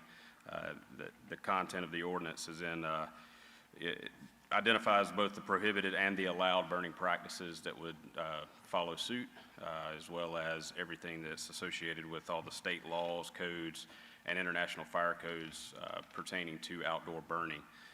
One additional thing that this ordinance does do, it allows us the authority with the approval of the county administrator to issue a burn ban or prohibit outdoor burning whenever necessary. This could be due to increased fire weather conditions or following a major emergency such as a hurricane or some other disaster whenever resources are constrained. We recommend approval for this ordinance. It's pretty much in line with several of our neighboring jurisdictions as well that have similar ordinances in place. Subject to any questions, that's all I have. Thank you. Are there any questions from council? Director Ellis, Yes, does sir. this include municipalities as well? This is in the unincorporated area, so it'll only be outside of the city limits of Georgetown and the town of Andrews. They are not included. All right, thank you. Yes, sir. Does this ordinance also include paper burning? Because I know a lot of people who burn paper in their yard.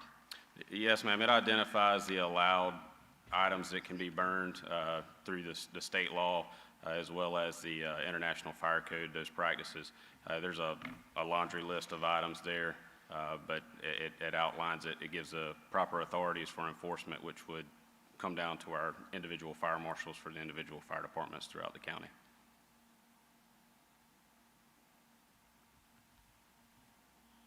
Are there any other questions from council?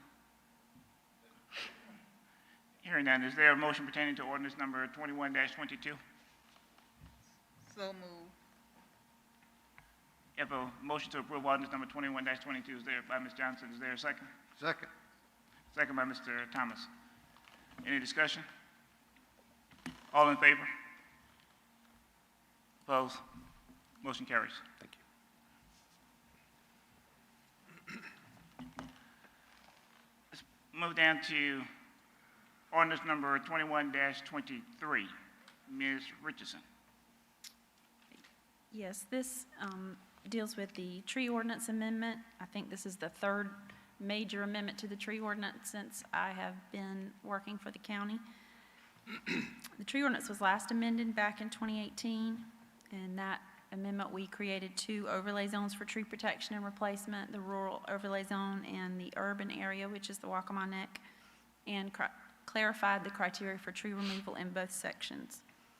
The major impetus for this rewrite was to attempt to amend the ordinance to encourage the preservation of existing tree canopy and to require developers to, as much as possible, design their projects around the existing trees as opposed to allowing those trees to be removed and replanted with new, obviously smaller 2 to 3 inch caliper trees.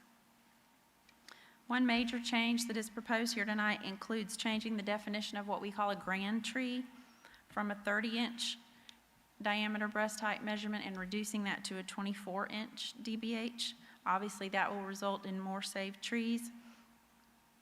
The list of protected trees, like I said, is different depending on whether you're in the rural or the urban zone, but a grand tree would maintain that 30-inch DBH measurement. In the urban zone, we save grand trees that are located on non-single-family parcels, so basically commercial and multifamily parcels, and those cannot be removed without a variance from the Zoning Board of Appeals with this proposed text revision. Also, grand trees cannot be removed for the installation of infrastructure in a new residential subdivision in both the zones. And again, the intent of this change is to require site plans for new development to accommodate the existing on-site trees.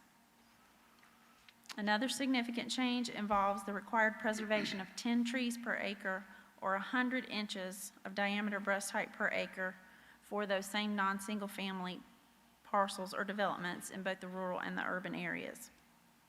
If a site contains less than the 10 trees or 100 inches per acre, then all protected trees on the site must be maintained. And if the site has less than a 40-inch minimum, then they would have to plant to get up to that requirement. We worked hard to come up with this, and it ended up being sort of a middle ground. We looked at a large number of tree ordinances, not just in South Carolina, but across the Southeast. A lot of them have a lot of information about planting buffers and planting new trees, but it was kind of difficult to find a lot that talked about the preservation of tree canopy. We looked at Beaufort County, we looked at Conway, several ordinances, and tried to hit a happy medium so that we were not hitting the Zoning Board of Appeals with every project, but that also we were trying to make a difference in retaining that tree canopy, which was the main goal of our amendment here. We feel that these numbers should promote the protection of that canopy and still allow for reasonable development of the parcel.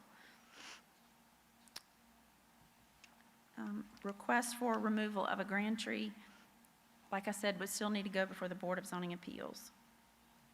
Section 1301.16 in your proposed ordinance was added, and this would allow for a 20% waiver of setbacks in order to retain our grand tree. So again, anything over 24 inches, this would give the zoning administrator or the planning director the authority to waive those setbacks only within 20% if that helped to save one of the grand trees. And we also wrote it such that that would not apply to the 90-foot Highway 17 setback. Number 5 in your packet lists the other changes. I won't read them to you since you have them there in front of you. I'll be glad to answer any questions about them. Some of them are minimal.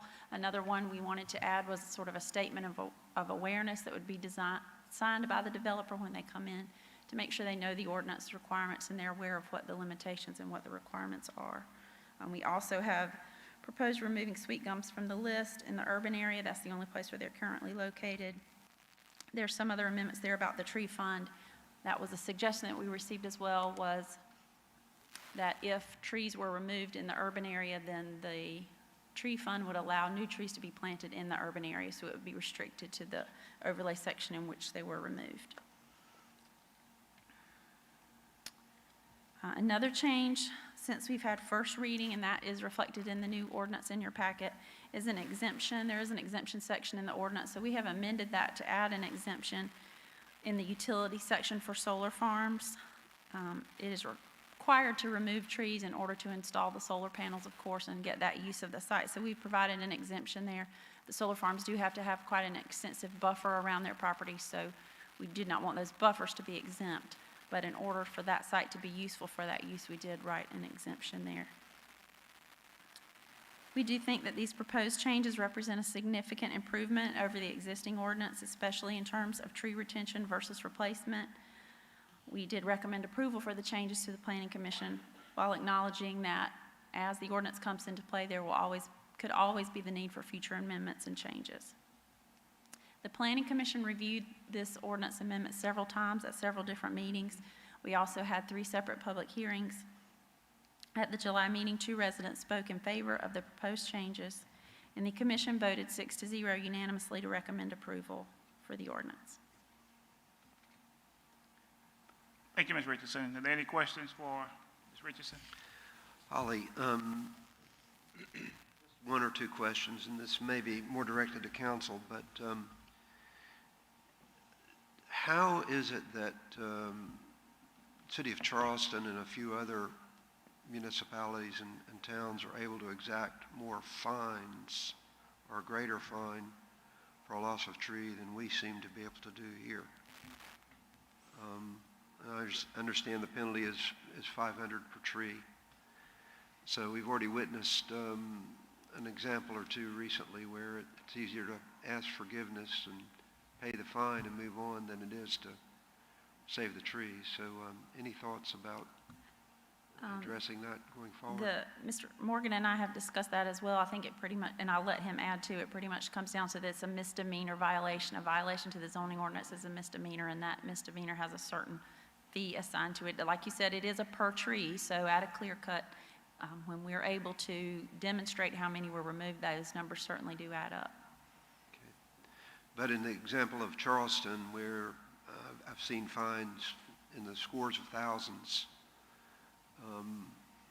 how are they doing that? Do we know? Or I do not know that specifically. It very well could be that they couch it differently. They call it different terms. They require a replanting fee, or maybe that fee is assessed if you can't replant back to some certain amount. I would imagine that they've worded it potentially some other way.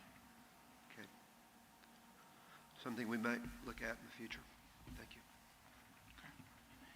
Any other questions for Ms. Richardson? Yeah, I was going to ask the same question, Steve, because I had heard it was a misdemeanor and it's $500. Holly, can you or council take an action to reach out to Charleston County and find out how they're getting around this or what they're doing, so that we could put a little bit more sting into this when we need to? Certainly.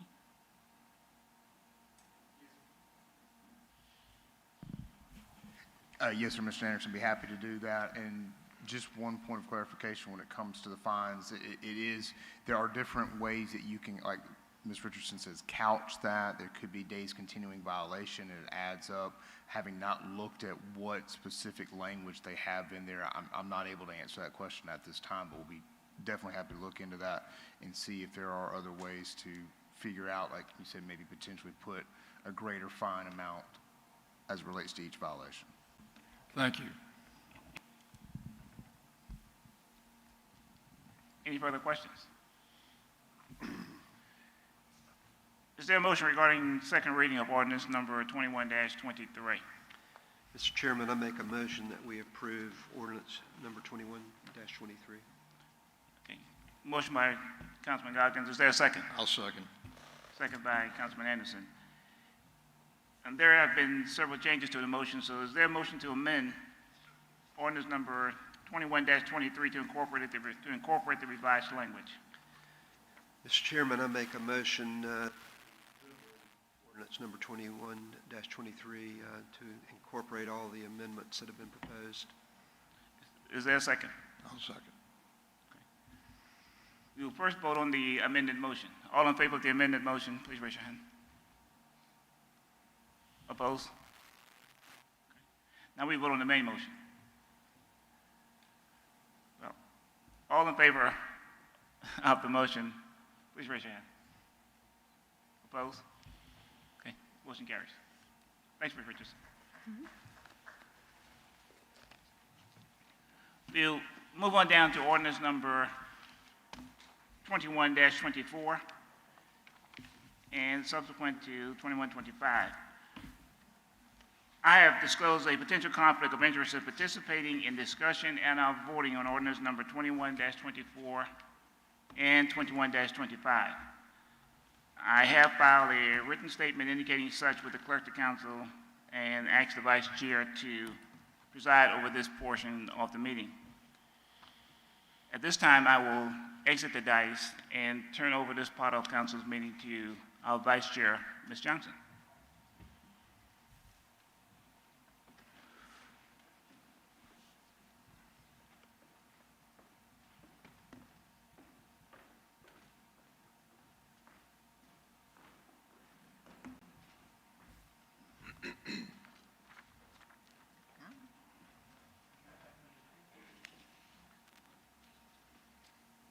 Madam Clerk, please let the record reflect that Chairman Morant has left the meeting and the quorum now for items 11C and D is 6. At this time, we'll hear from Ms. Holly Richardson. Yes, ma'am. Ms. Vice Chairman, if it's okay, as these items 11C and 11D go hand in hand, I would present those both together, if that's okay? Let's do them separately, Separately? please. Okay.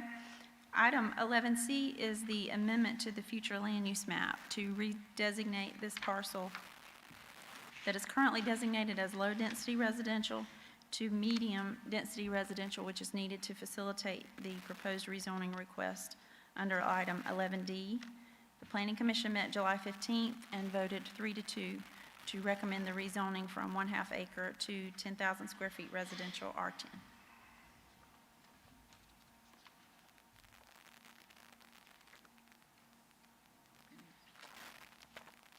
I have a motion in reference to ordinance number 21-24.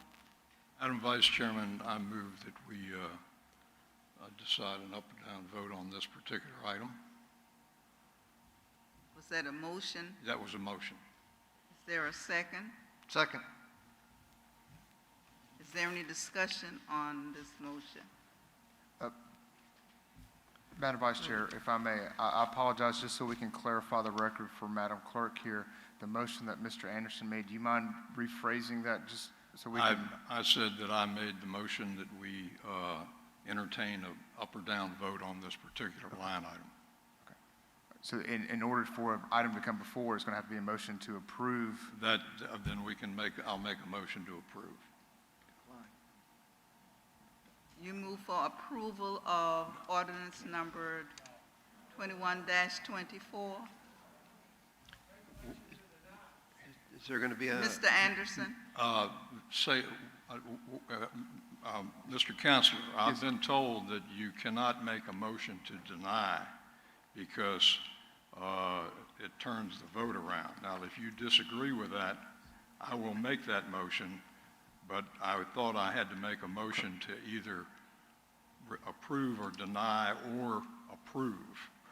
Correct. In order for an item to come before council, it has to be an affirmative action. So the motion to put it before council for consideration would be a motion to approve. Should it fail to get a second, then it did not pass, it died, it does not go forward, and it acts as the de facto denial of it. Should it get a second, then any vote going forward, if it does not get the required votes on the necessary 4 votes, then it would fail at that point. Then it's an up or down vote. Correct. Okay. That is correct. So it is technically a motion in the affirmative in order to get it for a vote. That's why I did the double dose there. So I'll make a motion to approve this item. Is there a second? I'll second. We have a motion with a second. Is there discussion? If nobody else would like to speak, I will speak first. And having said that, I've got out there. I have 4 pages of notes that I was going to go over this evening, but the good people out there in the audience covered most of what I had to say. But I will say that I am the new guy on the block, second time around here, and I was elected by the citizens of District 2. That's Hagley South through the Waccamaw Neck and then Maryville and Kensington. But I consider myself a councilman for all.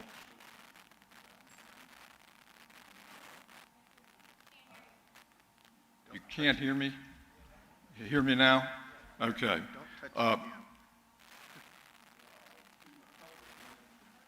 Still, I think I know what the problem is.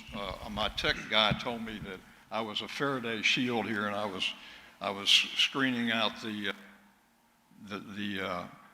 audio. Can you hear me now? Yes. It's back here somewhere. That's second foul here tonight. But anyway, I wanted to explain to you why I ran. I ran for 2 reasons. Number one, to develop residential and commercial properties over here on the mainland side of the county, because we've got a major problem with the revenue stream here in the county. And we've also got a major problem with we're losing folks over here on the mainland side of the county. That played out in 2010, the last time we had a census when I was on council, and now this time in 2020, we've lost population. And another concerning thing is that we have a 17.5% of poverty, people in poverty. And so we need to do a lot of work over here on the mainland. But I also ran to reduce population growth on the Waccamaw Neck. And folks, as I said, did a great job of covering a lot of things, but there were a couple of things that I wanted to express myself, and the first one was that the folks on the neck feel that they have been abandoned, or we've abandoned them, and I'm talking about council. They have reached out and asked us to make changes to our future land use plan and zoning ordinances, but they continue to ignore us. Now, that may be an overstatement, depending on how you look at it, but tonight you've heard a lot of people come up with those sort of ideas. So I just wanted to make sure that I got that point in. A couple of other things. These are just personal observations by myself about the Waccamaw Neck.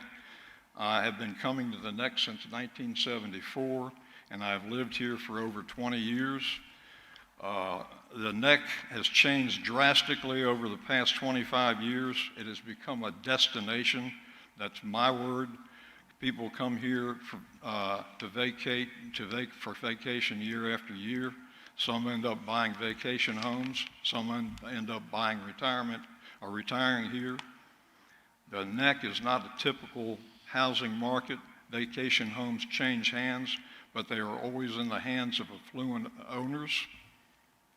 The vast majority of single and multifamily homes are purchased by retirees. The vast majority of retirees stay in their homes until they die, enter retirement homes, or move closer to family caregivers. Most retirement homes are purchased by the next generation retirees. The buying power of the two groups and the lack of buildable land divided by the geography of the Neck makes it very difficult for the average home buyer to be able to live here. The low price point for the houses is over $325,000. So when I hear about affordable housing and low-cost housing, it's just not feasible or possible on the Waccamaw Neck, and that's just due to the way we've grown and we've become a destination. Another note that I took here is I think I needed to say something about a rule of law.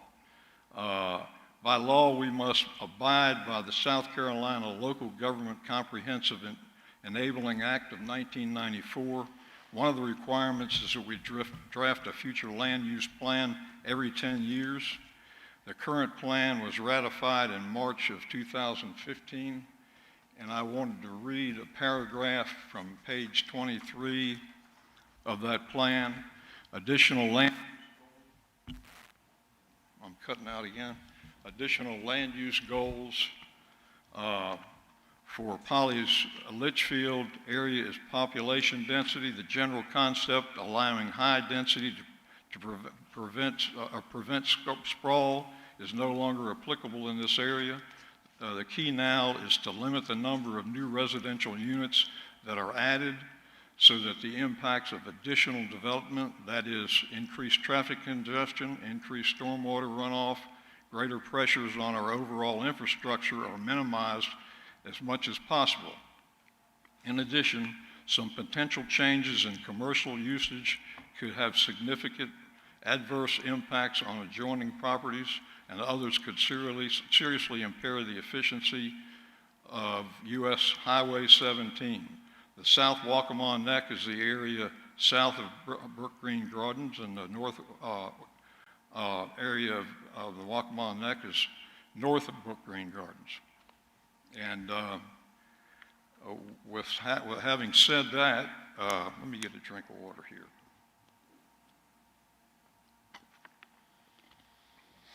I wanted to add one last thought to my fellow counselors. My question to my fellow counselors is first, and this came up, I heard somebody talk about this, with a knowledge of the state law and the FLU plan, that's a future land use plan, how did the Planning Commission vote 3-2 to approve this request? I asked that to each one of you because with our rule of law and our plan, I don't know how this was approved. And we can discuss that one-on-one. And also, having said what I said about the future land use plan and the act, my question is, I am going to vote to no on this plan, but how will you vote and why if this is the path that we should be taking? Thank you.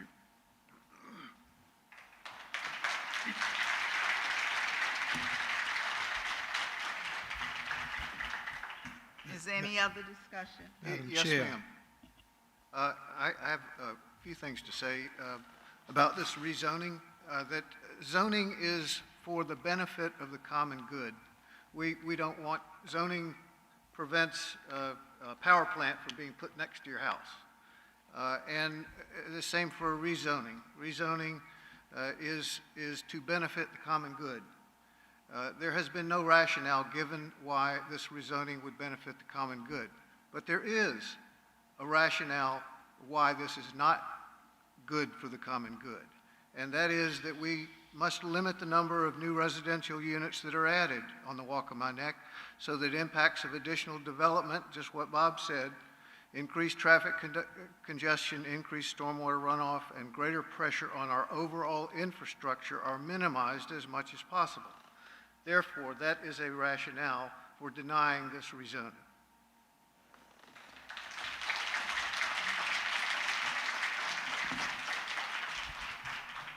Is there any other discussion? Madam Vice Chairman, just some questions.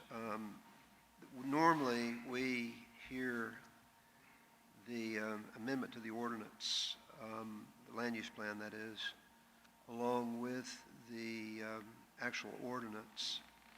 And in my mind, it would be useful to hear the planning director offer up the findings that the staff have so that we could know better and be better informed in terms of whether to amend the future land use plan. To my colleague, Bob, would only say that we've heard interpretations from our council that amending the future land use plan is perfectly okay if there's rationale behind it and good sound reasoning. And we've done that historically ever since I've lived in this county. So the idea that it's cast in stone is, forevermore, is not a violation. To change it is not a violation of the law.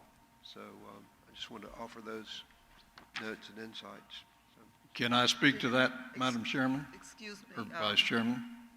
If you would wait just a minute, Mr. Anderson. Yes, ma'am. Mr. Godwin, would you like for Ms. Richardson to respond to your question? Sure. Ms. Richardson. She's going to respond to Mr. Godwin's question. I think what you're asking, Mr. Goggins, is to go ahead and go over the report for the next item as it pertains to the zoning on the property. And normally we would hear both at the same time was my only point. Okay. This request is to go from half-acre residential to 10,000 square feet residential R10. The parcel contains 14.77 acres and has approximately 125 feet of frontage on Highway 17. And the northernmost boundary of this property is the existing Denny Drive, which is a county road. There are currently 9 other lots that front on Denny Drive. Adjacent tracts are zoned R1 half. Tracts to the immediate south are zoned general commercial and planned development, and the surrounding uses are single-family residential and undeveloped timberland. The R10 zoning allows for single-family dwellings, excluding mobile homes, on 10,000 square foot lots. The current 1/2 acre zoning allows for single-family dwellings as well as mobile homes on 20,000 square foot lots at a minimum. It is difficult. There's been a good bit of discussion about how many lots could be constructed. It's difficult to know that before a plan is submitted. At this point, I think it's important to point out a plan is not required. This is a straight rezoning from one district to another. If this were a planned development, if this were a flexible design district, if this were a multifamily development in front of you, then the site plan would be required and it would be reviewed. But when a straight zoning district request is made, then a submission of a plan at that time is not required. The question before you is the proposed zoning district appropriate at this time? The current zoning staff's estimate is under current zoning, approximately 24 or 25 lots to be developed. And under the proposed R10 zoning, we are estimating 38 to 40 lots. Again, that depends a lot on the wetlands delineation. That depends on what stormwater is needed, water and sewer infrastructure, do they need a pump station? All that affects the number, so it's hard to have a hard and fast number at this point. The future land use map, as I said, does designate this as low-density residential, which is 2 units per acre or less. The adjacent PD, known as the Colony, has a future land use designation of medium-density residential, which is 2.1 units per acre to 5 units per acre. A bit of history on the Colony development. It was originally zoned FA, Forest and Agriculture, and was rezoned in 2007 to a PD with 34 lots and 10,000 square foot minimum lot size and a net density of 1.92 acres. In 2013, the plan development was amended to 49 lots and an 8,000 square foot lot size minimum with a net density of 2.75 units per acre, which is medium density. And like I said, in 2013, the future land use map was amended from low to medium at that time. If approved and this project is developed as a major subdivision, meaning there are over 10 lots proposed, then this project will be reviewed by the Planning Commission for adherence to the zoning ordinance regulations and the land development regs as well. There is a medium density future land use designation that abuts the site to the south. And if the rezoning is approved, staff also recommends that the future land use be amended to medium density. The Planning Commission held a public hearing on this request on July 15th. At that time, several members of the public came forward to speak against the project, citing the low density designation on the map, traffic issues on Highway 17, the effect on property values, and stormwater runoff, among others. After a good bit of discussion, the Planning Commission then recommended approval of the rezoning request with a vote of 3-2. And that is item 11D, that's the information for the rezoning request, and item 11C is the future land use map amendment. Just a few comments. Holly, the Colony Point development, which I actually handled the rezoning of many, many years ago into a PD, what are the average size of the lots in that community? I looked back at our staff report from 2013, which is the most recent amendment, and it listed the average lot size at about 12,000. Okay. And these lots would be about 10,000 in theory? They would have to have a minimum lot size of 10,000, yes, sir. Okay. So these are adjacent communities. And the wetlands that you think are on the site are about half? Do not know that information for sure. Certainly I think that was referenced in some correspondence that I saw. The GIS has a wetlands layer, but it certainly isn't something we would rely on when approving a development plan. We would really need to see a wetlands. Okay. And I did watch the Planning Commission meeting via YouTube, but one of your staff members said that the lot count would probably be in the range of 38 to 40 lots versus the 24 to 25, which is 10 or 15 more lots, correct? That's our best educated guess. Okay. All right.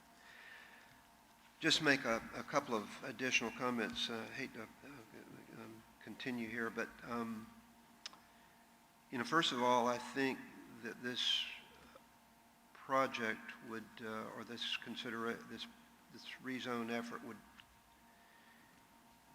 probably receive more favorable consideration if it were submitted as a flex zone and if a plan were provided. I think increasing the density by 4 or 5 lots, or 10 or 15, is probably not that significant, particularly when the adjacent community is about the same size lots. It's near the highway, which is where you would want more density than not. But I am a little troubled that the applicant hasn't brought in a plan, and would like to encourage them to maybe submit a plan and bring the project in as a flex zone. And then I think it might in turn receive better consideration. After we can see the layout, the wetlands are understood, and some of the questions are better answered. My comments, Madam. Mr. Anderson? Yes, ma'am. A couple of things. Let's go back to this Colony PD first. Fact of the matter is that I voted for that in 2013. And I did some due diligence to find out why that I did that, because at that time, Mr. Oakley, who had District 1 at that time, and at that time I had District 6, we had kind of an unwritten pact that we were all about density. I mean, we were all about development and redevelopment, but we were not about any increases in density. And what I found out, Holly helped me with this, was that that period of performance was 6 years. It went from 2007 to 2013 with several iterations of we want to do this or we want to do that. And what we finally agreed on was an increase of from 1.92 units per acre, which I heard her say, to 2.75 units per acre, and that was less than 1 acre increase between what was proposed and what we decided to buy off on. So I'll say that, and then back to when I wanted to speak a minute ago. This is about an up or down vote on changing the future land use map to go from 2 units per acre to basically 5 units per acre. And that's what I thought we were about to vote on. Thank you. Any other discussion? Yes, Madam Vice Chair and Ms. Richardson. So we are here to decide on the change of density.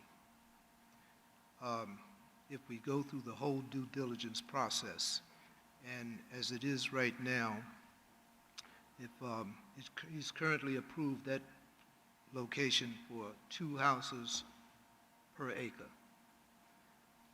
After going through the due diligence, wetland, drainage studies, traffic, trees, whether or not we have grand trees on the property and so forth, easements, and the final site design, is there a possibility that it could almost fall back in range based on the buildable land space, that it could be in the range of something comparable to the colony, or maybe back to the 2 structures per acre? That's certainly possible, Mr. Carolina, once they've determined where the wetlands are and what infrastructure is needed. It's just kind of hard to say at this point. Exactly. And the roadway put through the property. Correct. And as my colleague mentioned, the possibility, thoughts of the flex design. But would it not be fair that the property owner can go through the process so we can get to the final decision? It's not decided because he has to bring back to you a site design specifically showing what is going to be put on that land parcel. Right. What he's requesting here is the ability to create at a minimum 10,000 square foot lots. So if that rezoning were to be approved with 3 readings, then the applicant or his developer or a future purchaser would move forward with the development of the site based on those zoning standards. The Planning Commission then reviews the site plan for a subdivision that falls within that zoning if it's over 10 lots. Okay. All right, thank you. Anyone else? We have a motion with the second to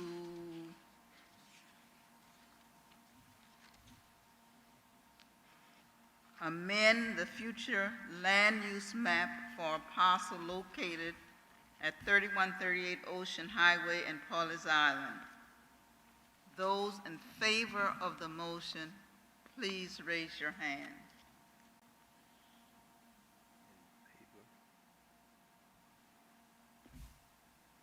Those opposed? And what is the vote? Madam Vice Chair, if I may, on behalf of the clerk, I think it may be necessary to have either a revote so we can see exactly, or even a tabulation while the vote is being taken, so we can be 100% certain that we have an accurate vote tally. Right. Those in favor of the motion, please raise your hand.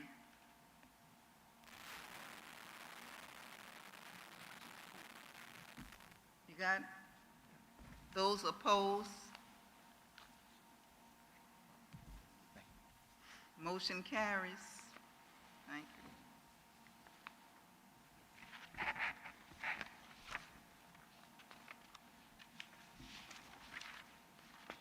Ms. Holly? And item 11D is the rezoning request for the property to go from R1/2 acre to R10, 10,000 square foot residential.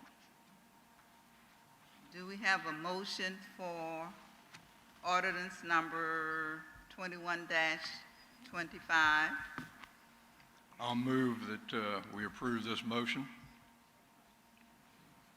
Do we have I make a motion to approve.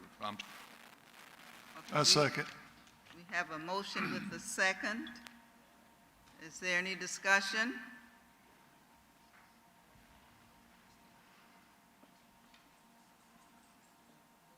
Those in favor of rezoning a 14.77 acre tract located at 3138 Ocean Highway in Georgetown, please raise your hand.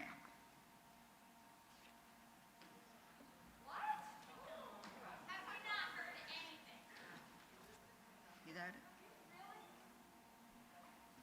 Those opposed?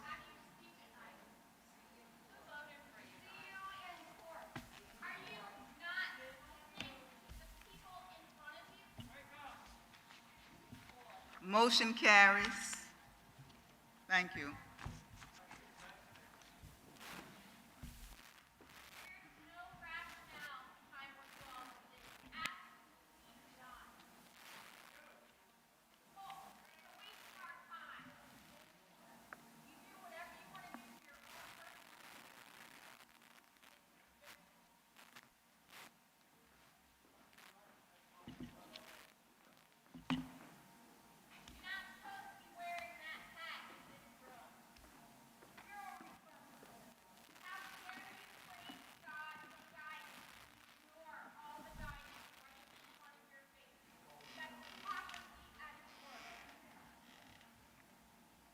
Where are we?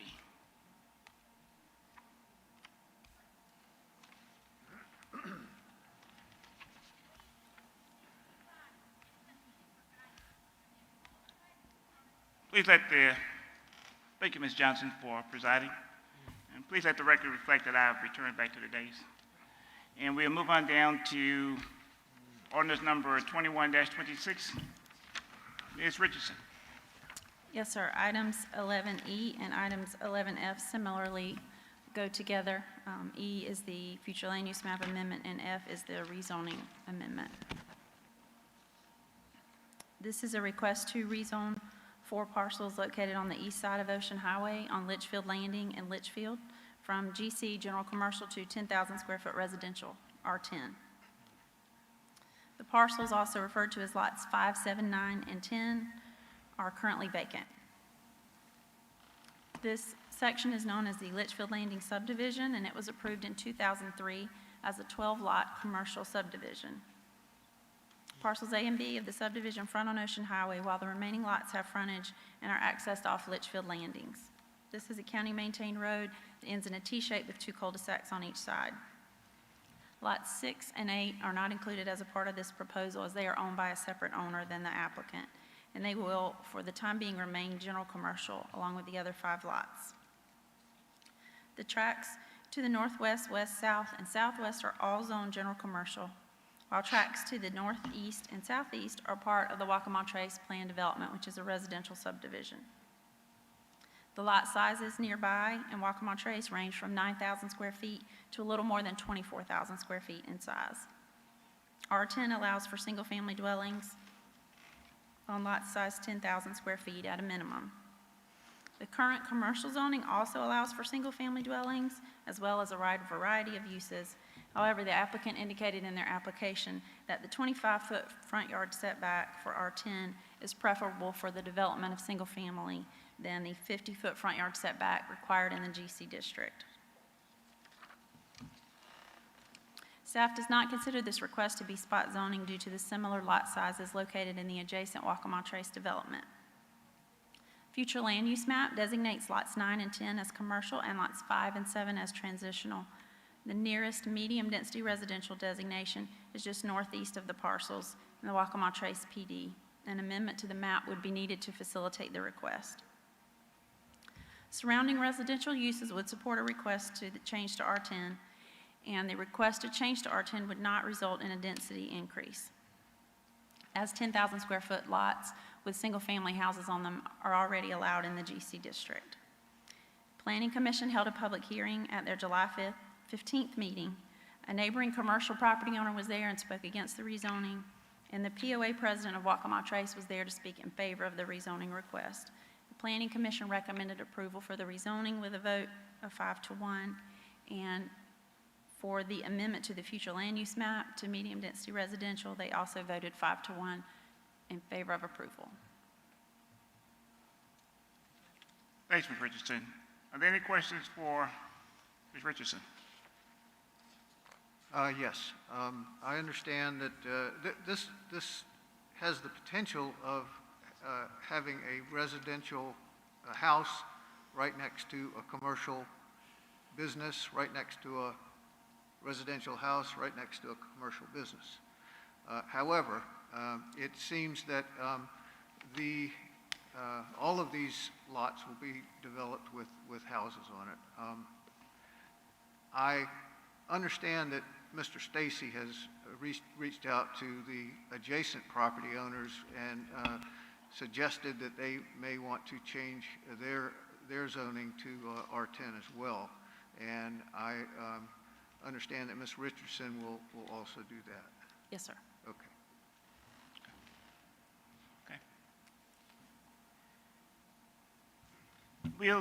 Ms. Richardson, I think, reported on both ordinance number 21-26 and 21-27. We'll take ordinance number 21-26 first. Is there a motion pertaining to ordinance number 21-26? Motion for second reading approval of ordinance number 21-26. Okay. Moved by Councilman Thomas. Is there a second? I'll second that. Second by Councilman Anderson. Any discussion? All in favor of approval of ordinance number, second reading approval of ordinance number 21-26, please raise your hand. Opposed? Motion carries. We're moving down to second reading approval of ordinance number 21-27. There a motion pertaining to ordinance number 21-27. I move for second reading approval of ordinance number 21-27. Moved by Councilman Thomas. Is there a second?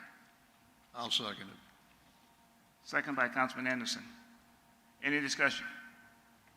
All in favor of second reading approval of ordinance number 21-27, please raise your hand. Opposed? Motion carries.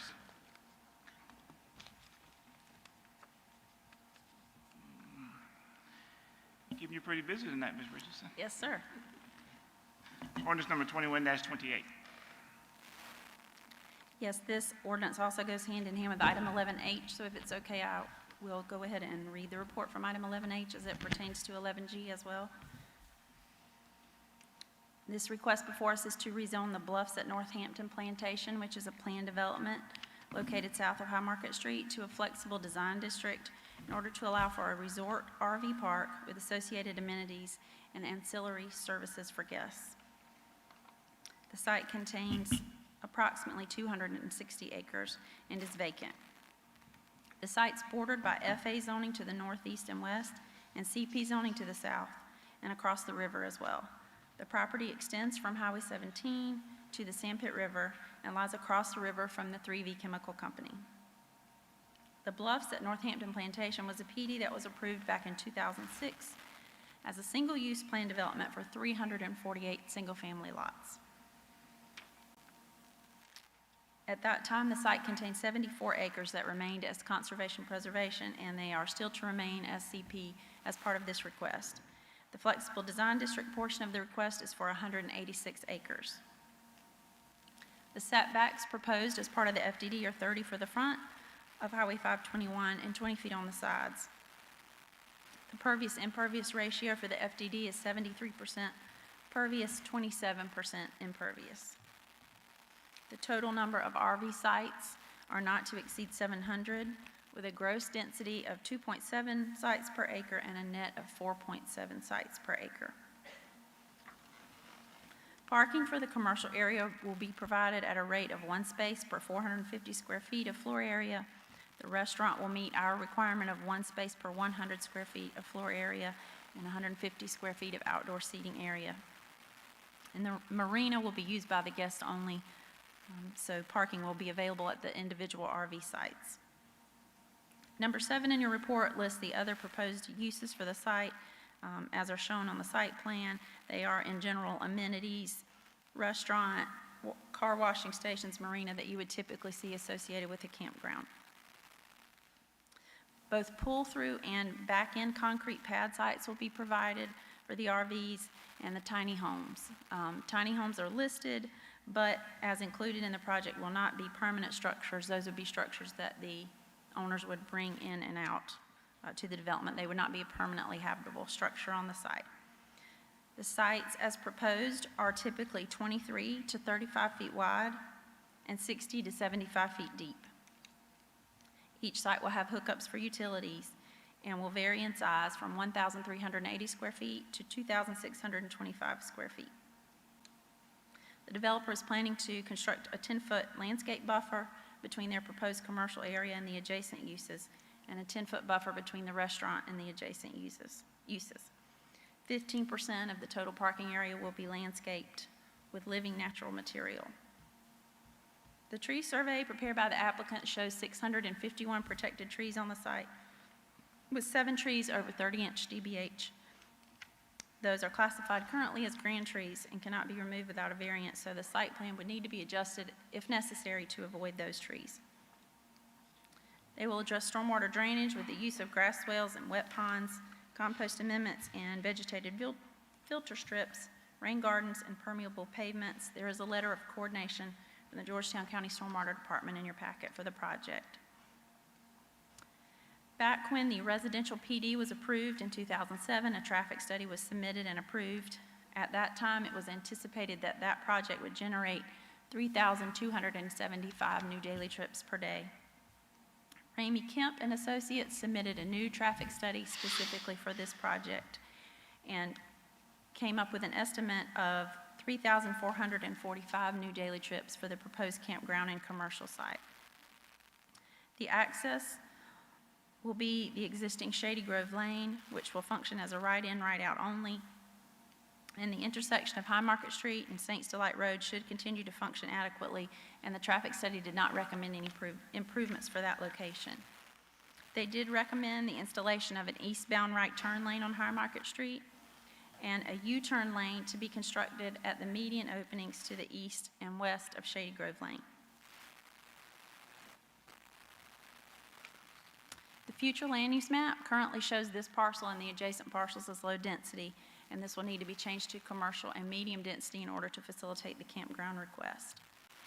As you've said several times, the purpose of the flexible design district is to provide opportunities for a more desirable and flexible environment for a single or a mixed-use development, and the FTD section requires a narrative from the applicant that shows how they address this. Some statements from the applicant's narrative include that the park's interior roads will remain pervious, they will retain much of the existing natural vegetation, the wetlands will remain undisturbed, and they will create more pervious surfaces than a typical single-family project would have, which is what the project is currently zoned for. Staff recommended the following conditions to the Planning Commission if they recommended approval for the rezoning. Those are listed in 22. It basically involves improvement of the traffic study as submitted, approval from different agencies, a landscape and tree plan. We talked about the tiny homes and the park models, that they will not be permanent structures, and the protection of the wetlands property SCP. You also have an ordinance change in front of you from first reading, where we have done the things that Mr. Stacy referenced. It refers to enclosing the camping areas with a 6-foot fence and some signage. I think there were concerns about hunting on adjacent tracks and that the campers would be confined to the area on site. The prohibition of fireworks on the site and a lighting plan that will be submitted for staff review. So those are the changes to the ordinance that have come in since first reading. The Planning Commission held 2 public hearings for this request. One person spoke against the rezoning at the June meeting. We didn't have anyone speak at the July meeting. The Planning Commission then discussed at length the current PD zoning and extensions provided, the industrial uses across the river from the site, water quality, and traffic. The Planning Commission ultimately recommended approval of the rezoning request with a 4-2 vote. And they also recommended an amendment to the future land use map to commercial in the front and medium density in the rear for the remainder of the tract with a similar vote of 4-2. Thank you, Ms. Richardson. Any questions for Ms. Richardson? Okay. Hearing none, is there a motion pertaining to ordinance number 21-28? Mr. Chairman, I make a motion we pass ordinance 21-28. Motion by Mr. Newton, is there a second? I'll second. Second by Mr. Gotti. Any discussion? Mr. Chairman, I'd like to just add some numbers on the economic impact for this RV park for Georgetown County. Just some numbers here from the U.S. Department of Commerce. In South Carolina, the annual wage for RV parks and campgrounds is $63 million for people who work there. The economic impact from the RV parks and campgrounds as a total in South Carolina is $138 million. Looking at the land size and what it's going to be used for, that land currently pays $488 in taxes every year. With this RV park, the county would benefit from real estate tax of $81,650, accommodation tax over $44,000, hospitality tax over $4,000, and that's not including payroll from the resort to the employees or the money that the campers will spend in the retail businesses within the city of Georgetown and the county. This RV park presents Georgetown County with the unique opportunity to meet the increase in demand for premier outdoor recreational destinations. And I think this will be a great addition to Georgetown County on the west side of the waterway. Thank you, Mr. Newton. Okay, we have a motion and a second. All in favor, please raise your hand. Opposed? Okay, motion carries.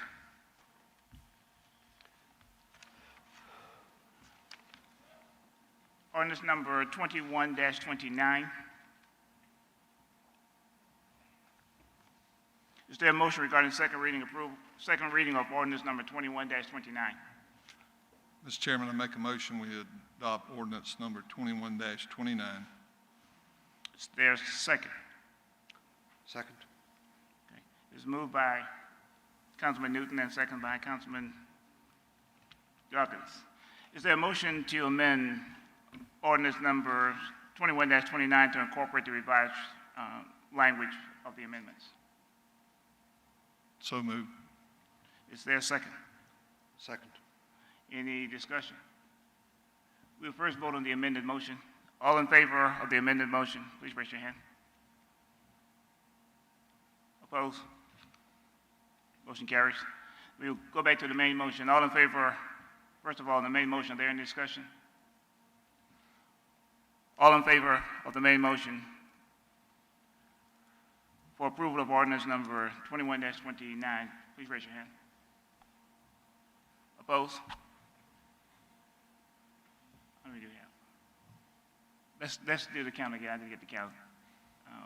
All in favor of second reading approval of ordinance number 21-29 with the amendment, please raise your hand. Okay. Opposed? Motion carries. I think it's 6, 1 abstention, I think it is.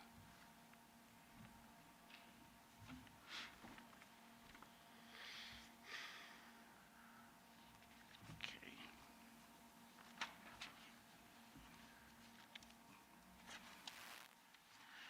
We will now move into executive session to discuss negotiations incident to proposed contractual arrangements and proposed sale or purchase of property in the Andrews Business Park pursuant to SC Code annotated Section 30-4-7082, and also legal advice regarding pending litigation involving the county pursuant to SC Code annotated Section 30-4-7082, including discussion of proposed settlement of various cases. Also, discussion regarding economic development projects pursuant to SC Code annotated Section 30-4-7085. Is there a motion to enter into executive session? So moved. Is there a second? Second. Any discussion? All in favor of entering into executive session, please raise your hand. Opposed? Okay, we're now into executive session.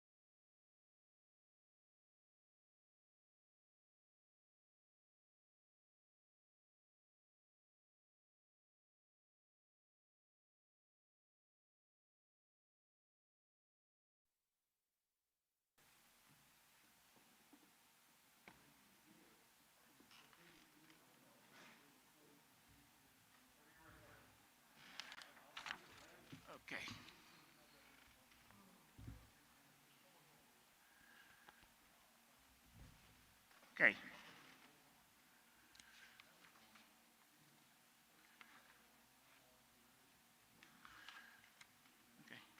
All right, we are back. Is there a motion to return to open session?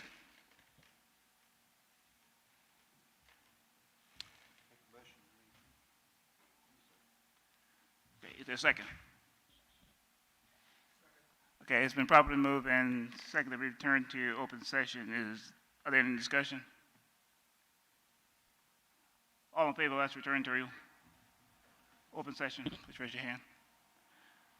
Okay, please let the record reflect that we had entered into executive session to discuss negotiation incident to propose contractual arrangements and proposed sale of property, purchase of property in the Andrews Business Park pursuant to SC Code annotated section 30-4-782, and also legal advice regarding pending litigation involving the county pursuant to SC Code annotated section 30-40-782, including discussion of proposed settlement of various cases.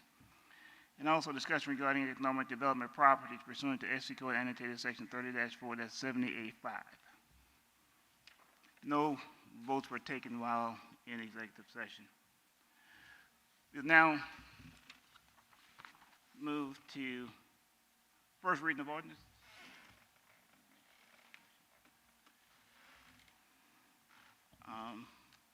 Chairman, I make a motion to authorize Georgetown County. One moment. Let me talk. Read into record first. Mr. Goggin, Mr. Chairman, if I may, I believe we need to go into two items. First would be the first reading of ordinances in title only, and secondly, item 9D, resolution number 21-24, was held over for discussion as part of executive session, and then we need to present that to council at that point in time, and then afterwards, should any motions need to be made, they could be made at that time. Okay. Thanks. Okay. We'll go into first reading of ordinances. Ordinance number 21-32. We just be reading into the records.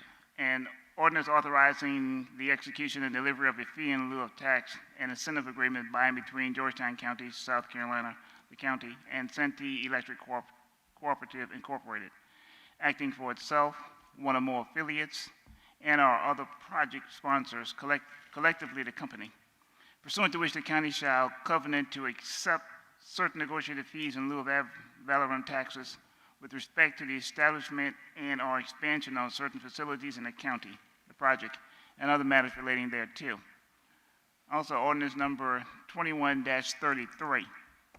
An ordinance to amend ordinance number 21-16, establishing the appropriations for ordinary county purposes for Georgetown County for the fiscal year beginning July 1, 2021, and ending June 30, 2022, to provide for the expenditure thereof, and to provide for revenues for the payment thereof.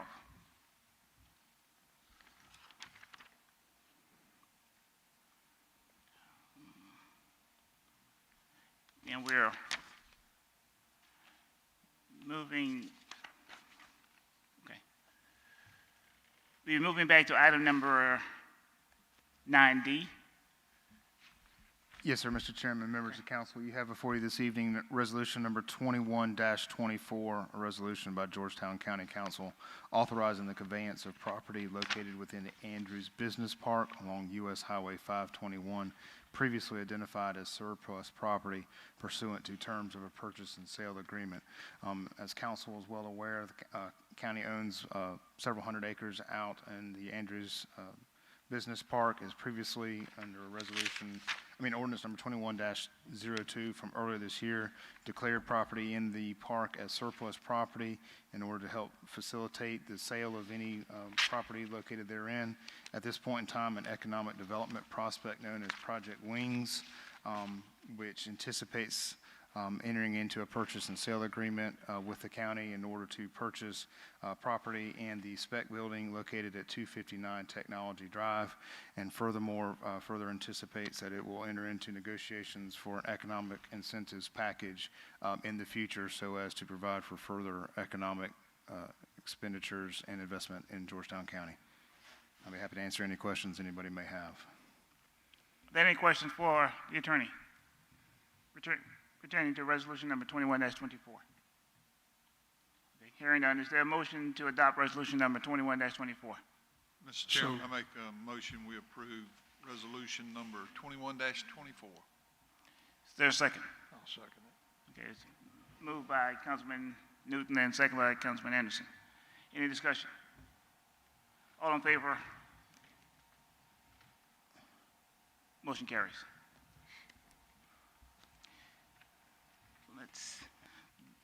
There have been certain discussions regarding our executive session. Is there any action to be taken on matters discussed during our executive session?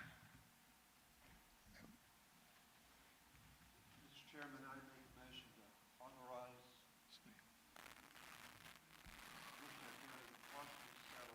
lawsuit Georgetown County versus Davis and Floyd, Inc., Republic Contracting Corporation, S&ME, Inc., the South Carolina Department of Transportation, and the City of Georgetown, bearing civil action number 2013-CP-22-1062 as follows.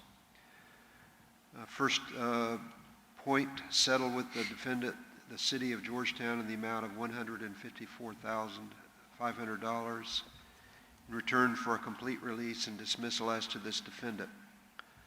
Point two, settle with the defendant, SCDOT, in the amount of $88,500 in return for a complete release and dismissal as to this defendant.